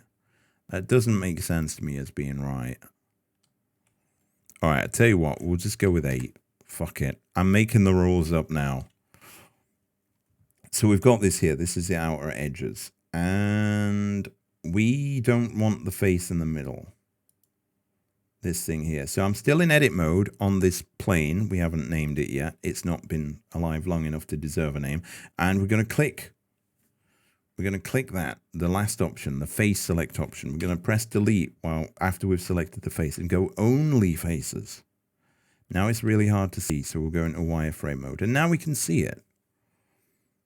So I'm going to sort out the little bump in the middle first. So click the middle option now to select the lines. Click on that one. Click on this one. Oh, no. Right, we did that wrong. So it's time to tell you about something. Right, so if I click that one, then I click Shift. I hold Shift. I don't use my mouse to press the Shift button. And then I click on this one. It will just click on the ones that I've got. But in edit mode, you can also you can click on one and then hold down Control and click on the other one. Now that's different. What it does is it plots the nearest path to get to that destination and selects every, well, line in this case on there. It's a pretty cool feature, but it's totally useless, so I don't know why I explained it to you. Click the top and bottom line. Click one, hold Shift, click the other. Press Control E. We want to subdivide this line. Question mark? Yes, we do. Subdivide. What happened there? I can't really see what happened. Oh, wait. Don't click anything. Or if you've already clicked off it, press Control Z to get back to just having two things there. I know what happened, but Control E to subdivide the line. Break the top and bottom lines in two. I don't know why it's highlighted those lines there at the side. It's really annoying. Number of cuts. Make this 2. Right, okay. And then if we go and to point mode, vertexes on the edges, we can now see what's up. Right, so it has only divided the other two. I don't know why you had to... Oh, no, I do. No, I don't. Okay, I have no idea. But we do have... Don't I need to... Oh, yeah, I will. You might be able to see it. Right, go into line mode here, and then we can see it easier. It has made 1, 2, 3. So it's broken the one line up. We told it to make 2 cuts. One there, one there. So it's made 3 sections because it's cut one line in 2 places. And it's done the same at the bottom, but it's not done the same at the side. So I don't know why it highlighted that. So we want, let's just review our finished article over here. So we want to pull the midsection in, but it's not quite that simple because we want there to be an angle here. So if we just pulled in these middle ones now, what would happen is, I'll show you, it would pull it from the very edges. So we actually need to subdivide again. You know what? I'll just go with this is the right length and Control E, subdivide it, and again, cut it into 3 sections. So now we've got another line here. It would be better if we were in point mode so we could see this. Right, so we have this middle area here, but we want this middle section. Hopefully you start to see where this is going. We want there to be only a small gap between the outer inner section and the inner outer. I don't know. We want there to only be a small gap between this point here and this point here. Let's go with that. That's easier. So we need to move these points closer. Now I could hold down Control and then drag them along this grid. Or what I could do is I could click one, click the other in vertex selection mode where we're selecting the points, and then just press S and scale them up. You see them points moving? Hopefully. It's hard to see, but there's no way I can make it better. And they could all even go past them, but we don't want that because that will make things go weird. I'm going to make it so it's about 4 on one side. If we look here, 1, 2, 3, 4. Hopefully you can, yeah, you can see that. It doesn't have to be exact. We are zoomed in really far on this graphic, on this corner of this graphic anyway here. I should have done the same thing at the bottom at the same time, because then it would have been, you know what? That's right. I've undone everything, so that's just one line again. Because, yeah, we're going to do both of these at the same time. I press Control, click one middle section there. and the middle section at the bottom. Control and E, subdivide. Do it the same. KK's I'm off. I forgot I was lurking. Hello, Duck Duck. I hope you're doing pretty good. Thanks for stopping on by. Thanks for letting me know you were here. I didn't even know. Did you say hello? You may have said hello, and I was just too stupid to realize it. Okay, and then I'm going to go into, I've selected both of those inner sections. And now that's actually a bit easier to see. And now I'm going to press S. Wait a second. That's going to do that. Whoop, that's not what I want. That's not really what I want, but if that's what you want, it looks almost like a movie ticket. It did look like a movie ticket. I'm going to press SX and just scale them in one direction. Like that, to about there. Thanks for tuning in, Duck Duck. I hope you got bored asleep with watching me do all this. We're getting near the end, so don't worry about it. SY. We're going to scale it on the Y-axis only now. And we want to scale it inwards like that. Just like that. Just a little bit. Like that. Still kind of looks a little, maybe a little bit like a movie ticket. Or an arcade machine ticket when you get those tickets from the old arcade machines. Youngsters these days won't know what the fuck I'm on about. They'll just say, yep, have your milk, go back to bed, Grandad. And they'd be right. God damn it. Okay, so now what we want to do is the easiest way of doing what we need to do to make this, because at the minute we've still just got a bunch of lines. There's nothing else here. If we went rendered view, I'm not a fucking cat. If we went rendered view, we'd see we've got nothing basically. If I click off this object, you can't even see it, except that I know it's there. So what we need to do is make it real. I say make it real. Make it have shapes around the edge. So now's the funky part. We're gonna very quickly make this inner section here, and it's so simple. So simple. We are going to go into edit mode on this shape. No, I have to click back into the window. Click on the shape, go into edit mode, press A to select everything, and then press E. Now this is the same extrude thing as we did before to make that line into a 3D shape. I want you to press right click, and then I want you to, what the hell is this? Get out of the way. And then I want you to press S and scale it in a little bit. You see what's happening there? It's going inwards. That's pretty nice. It is doing a weird... You know what? It's fine. Don't worry too much about it. It's fine. It is doing a bit of a weird thing. And we've got the webcam object now. Except it has no texture now. So this plane object, let's actually name it. Webcam. I'll just call it outer. Because it's the outer section. And this will be the BG. So this will be the background. Now, I believe the background, before I started messing with the colors of our demo thing, I believe that the outer edge was going to be, it's the same color as that. So it's color 2. It's the grid pattern then, basically, that it wants to be. So we'll go over here. We'll click on here. And we'll go grid BG.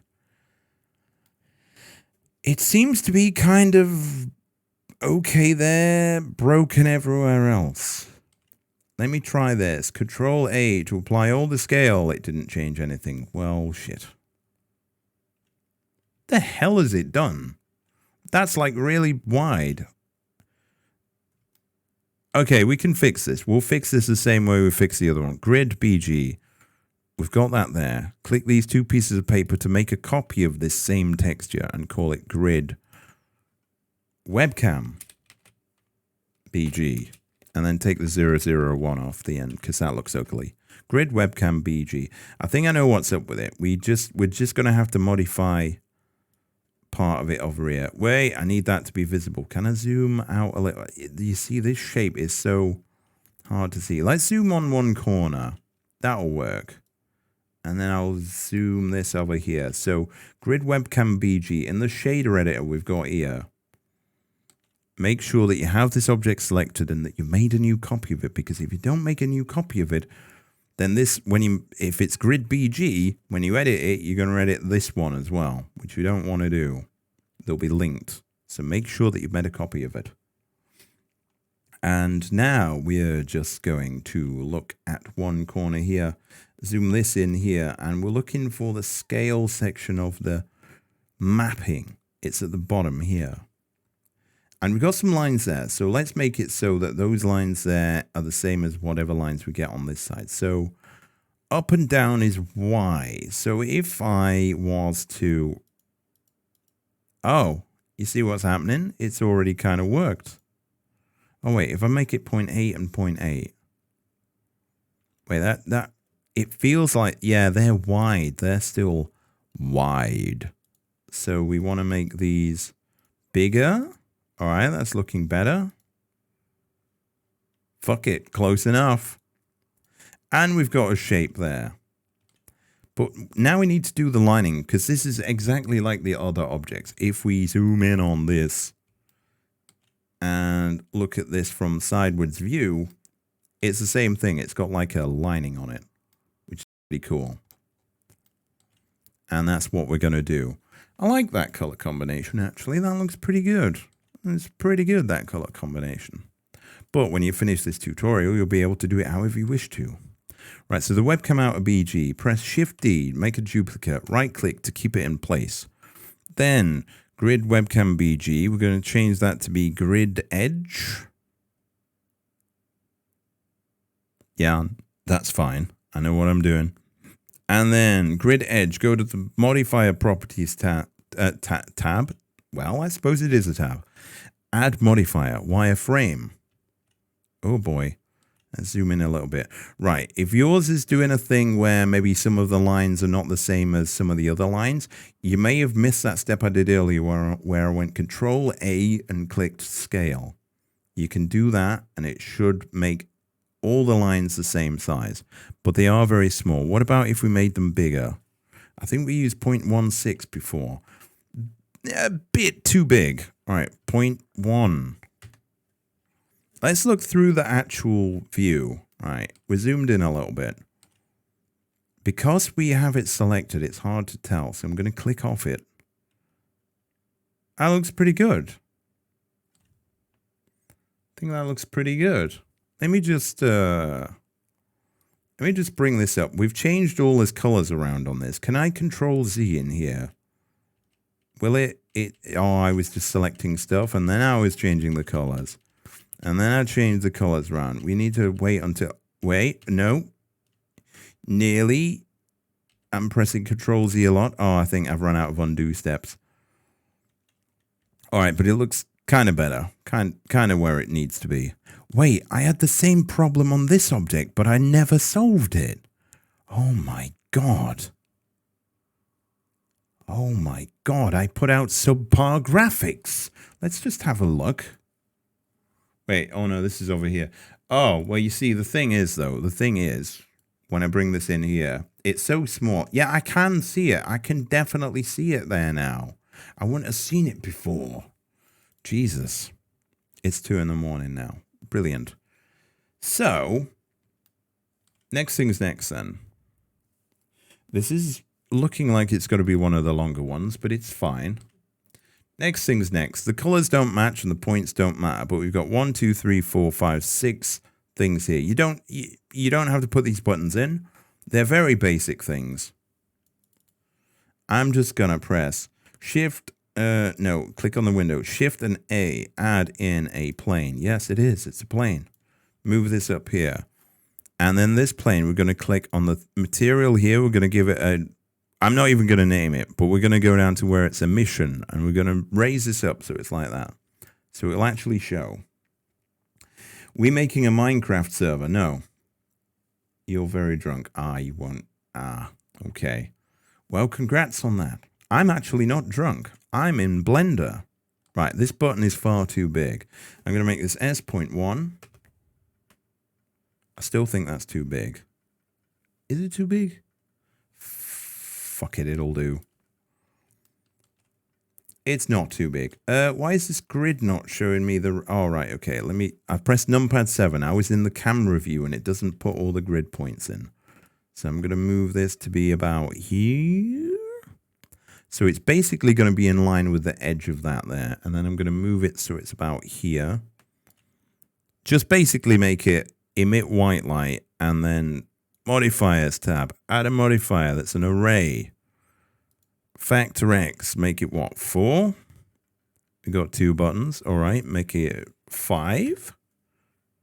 And then add maybe, I don't know, 6. So it starts to look a little bit like a TV, maybe.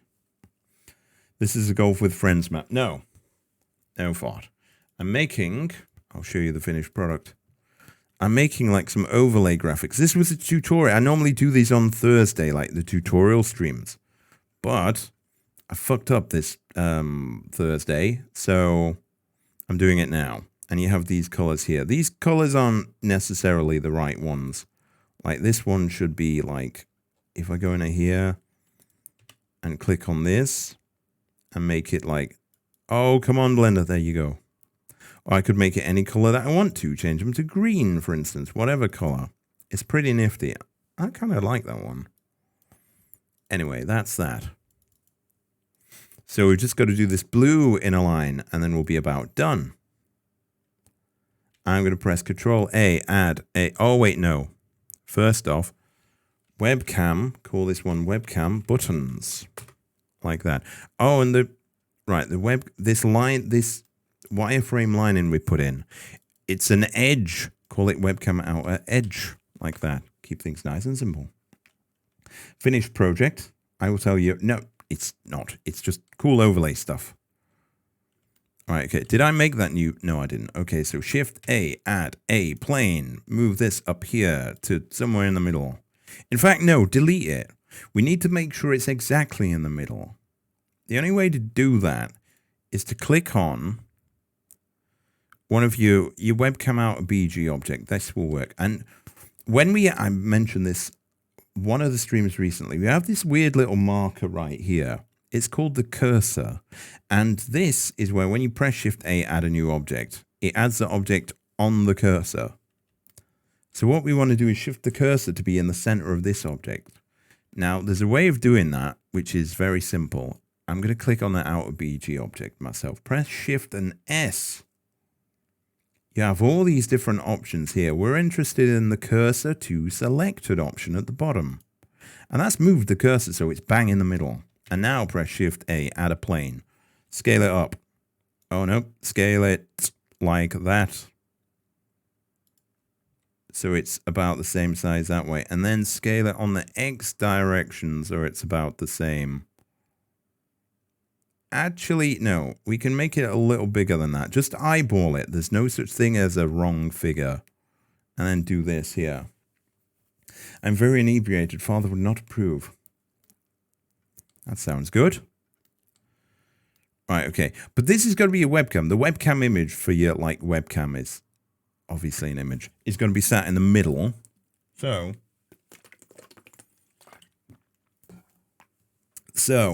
you don't need to worry about, like a background here in the middle of your shape. It's just the outer line that we want.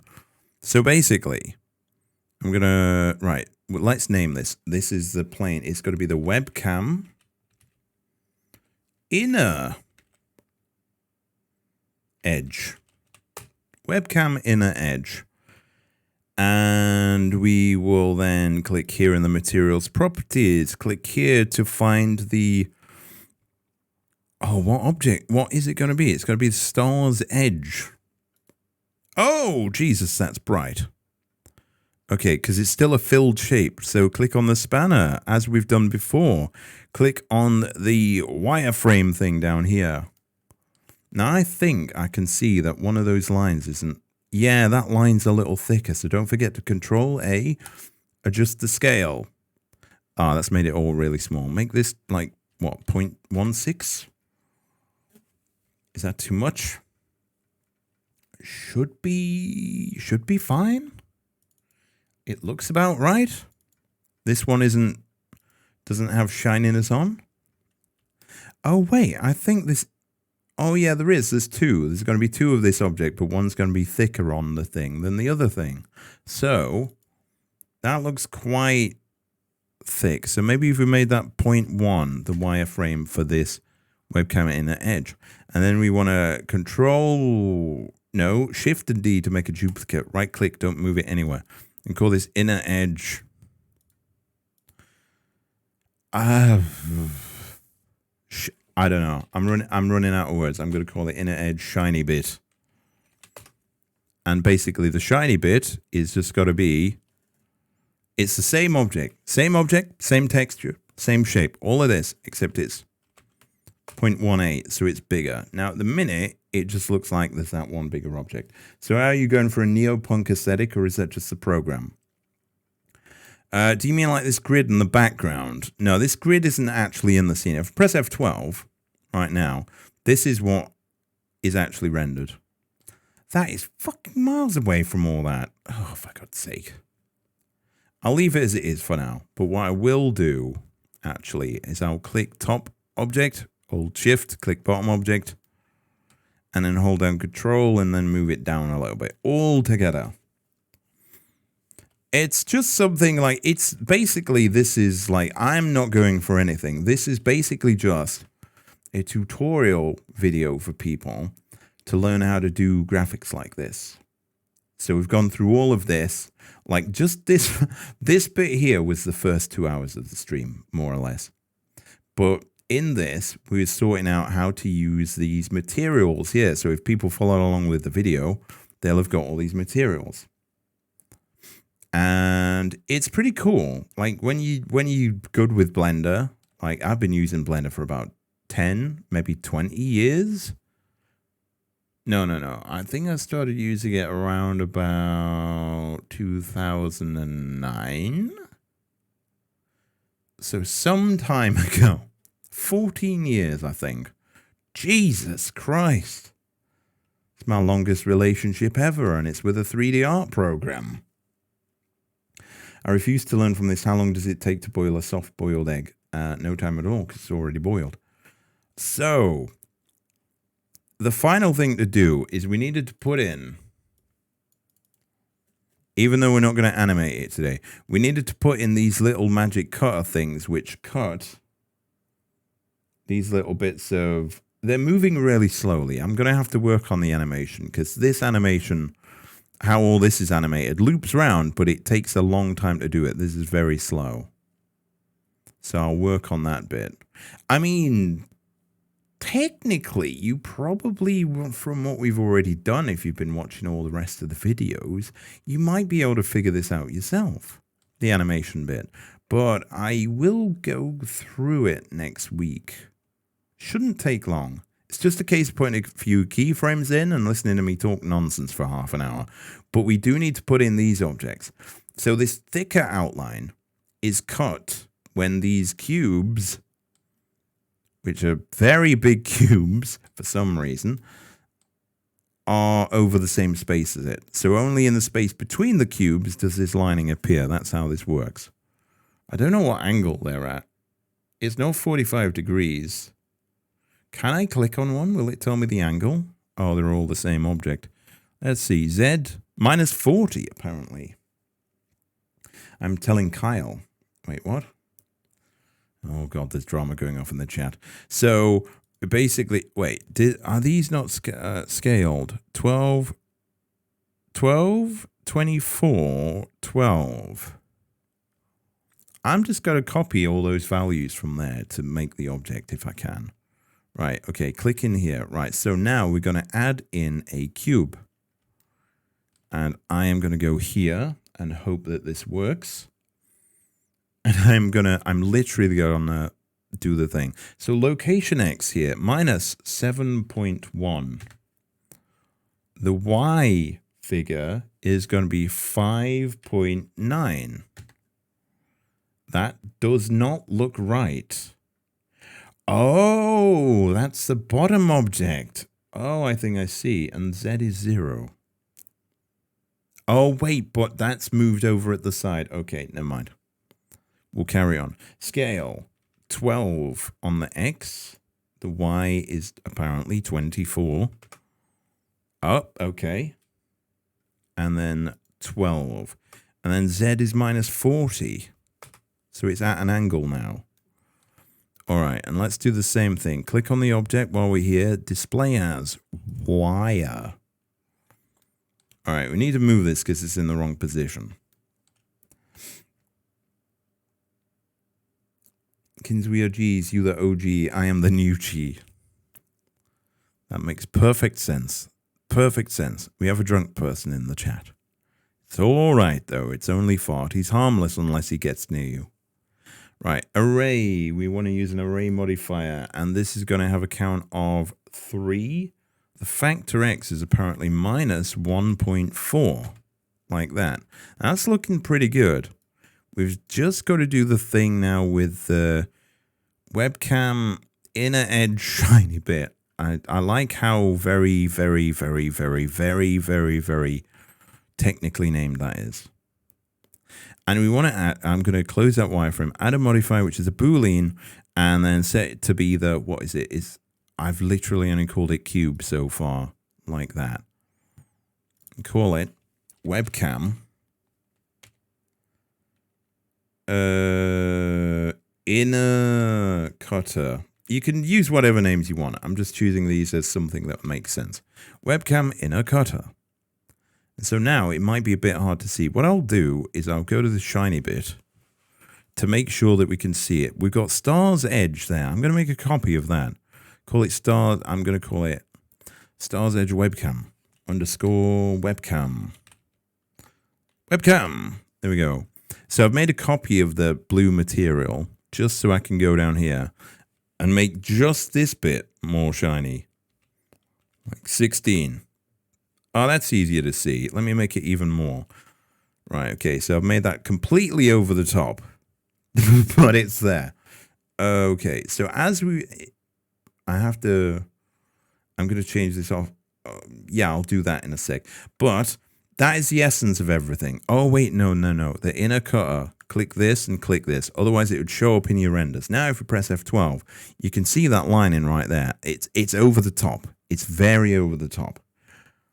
But that's basically the way it works. Penis, yes, Anthros, penis. Look, we've made all the, wait, what the hell?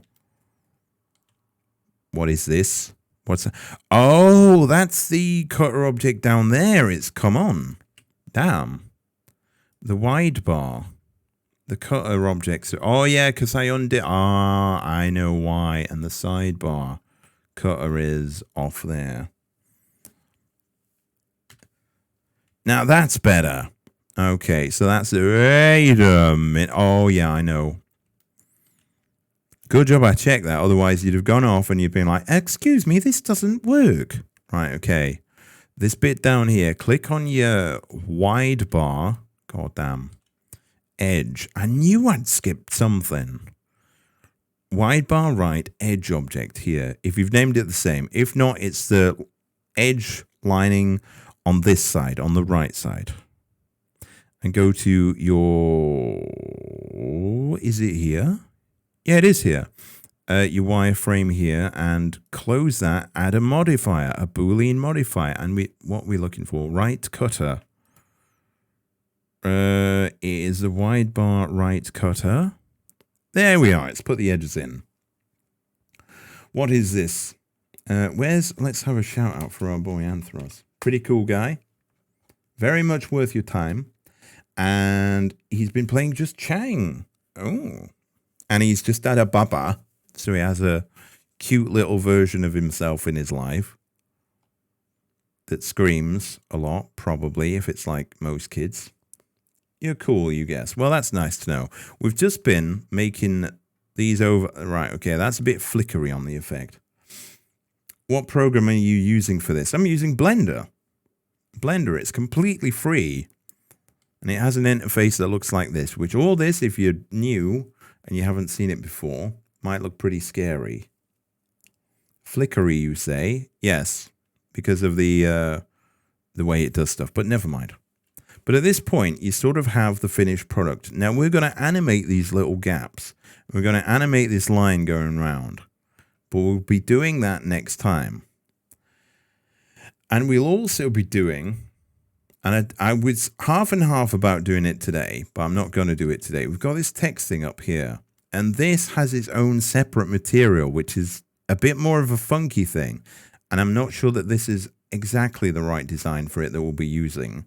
But this material, I didn't want to overwhelm you with getting these two materials sorted out and then doing this one, because this one's extra special. It's a different kind of one. And I'm not really sure if I like that. I might just do a tutorial on... oh, wait, no. Let me move that there. This overlay is banging. That's kind of all right. But I tell you what, I'll leave it up to the chat. Right. Do you want me, for the next tutorial, to make it one where the text looks like this? Because we're probably going to have to do another material as well as animate all the other things. That's probably going to take at least half of another tutorial session. Do you want me to have it where it looks like this, and when it's animated it's flickering like that? Or, and I'll have to go back to my other scene, do you want me to do one where it looks like the text in the middle of the screen there? The one that's like shaking all around with the rainbow and the glittery stuff. Inebriated. I think you did spell inebriated right. I could do it with either. Which one do you think fits? The only problem with this rainbow one is it looks pretty cool, but it doesn't match the theme.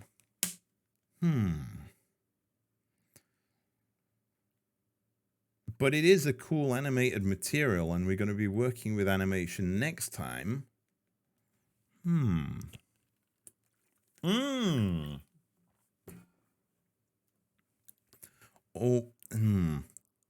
was going to say maybe I could do two. Oh, wait, no. Why am I moving that? You can see that, right? Of course you can. So I could do it with it where it's got that rainbow text from in the middle right there, the one that's multicolored and flickering and pretty nice. Or I could do it with this one. I was thinking maybe I could do it where the middle is maybe the same thing. I don't know. I'll have a think about it. I'll have a good old wee think about what I want it to be.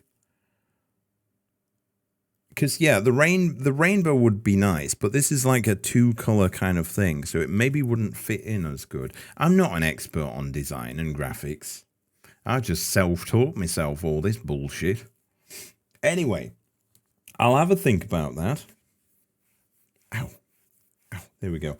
I'll have a think about that, and at 3 hours and 40, oh, that's a good enough place to stop it. Is there... let me do a quick thing. You know what? I switched over my music, but I didn't switch it over on this profile full of scenes that I've got right here. So, can I do that? All right, I'm going to try a thing which will either end the stream, hopefully it doesn't, or if not, it'll take us into... Can I change? Oh, I can. Oh, I can only not change the profile when I'm live. All right, then. If you wanted to, you could add some light blue lighting. I definitely could. But that's it for now. So I'm gonna flip scenes back over to my professional Bitcoin Baron thing. Let's hope for the best.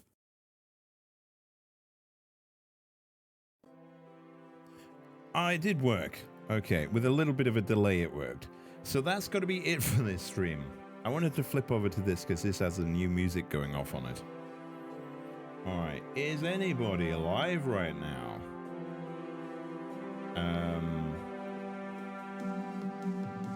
Let's have a little look.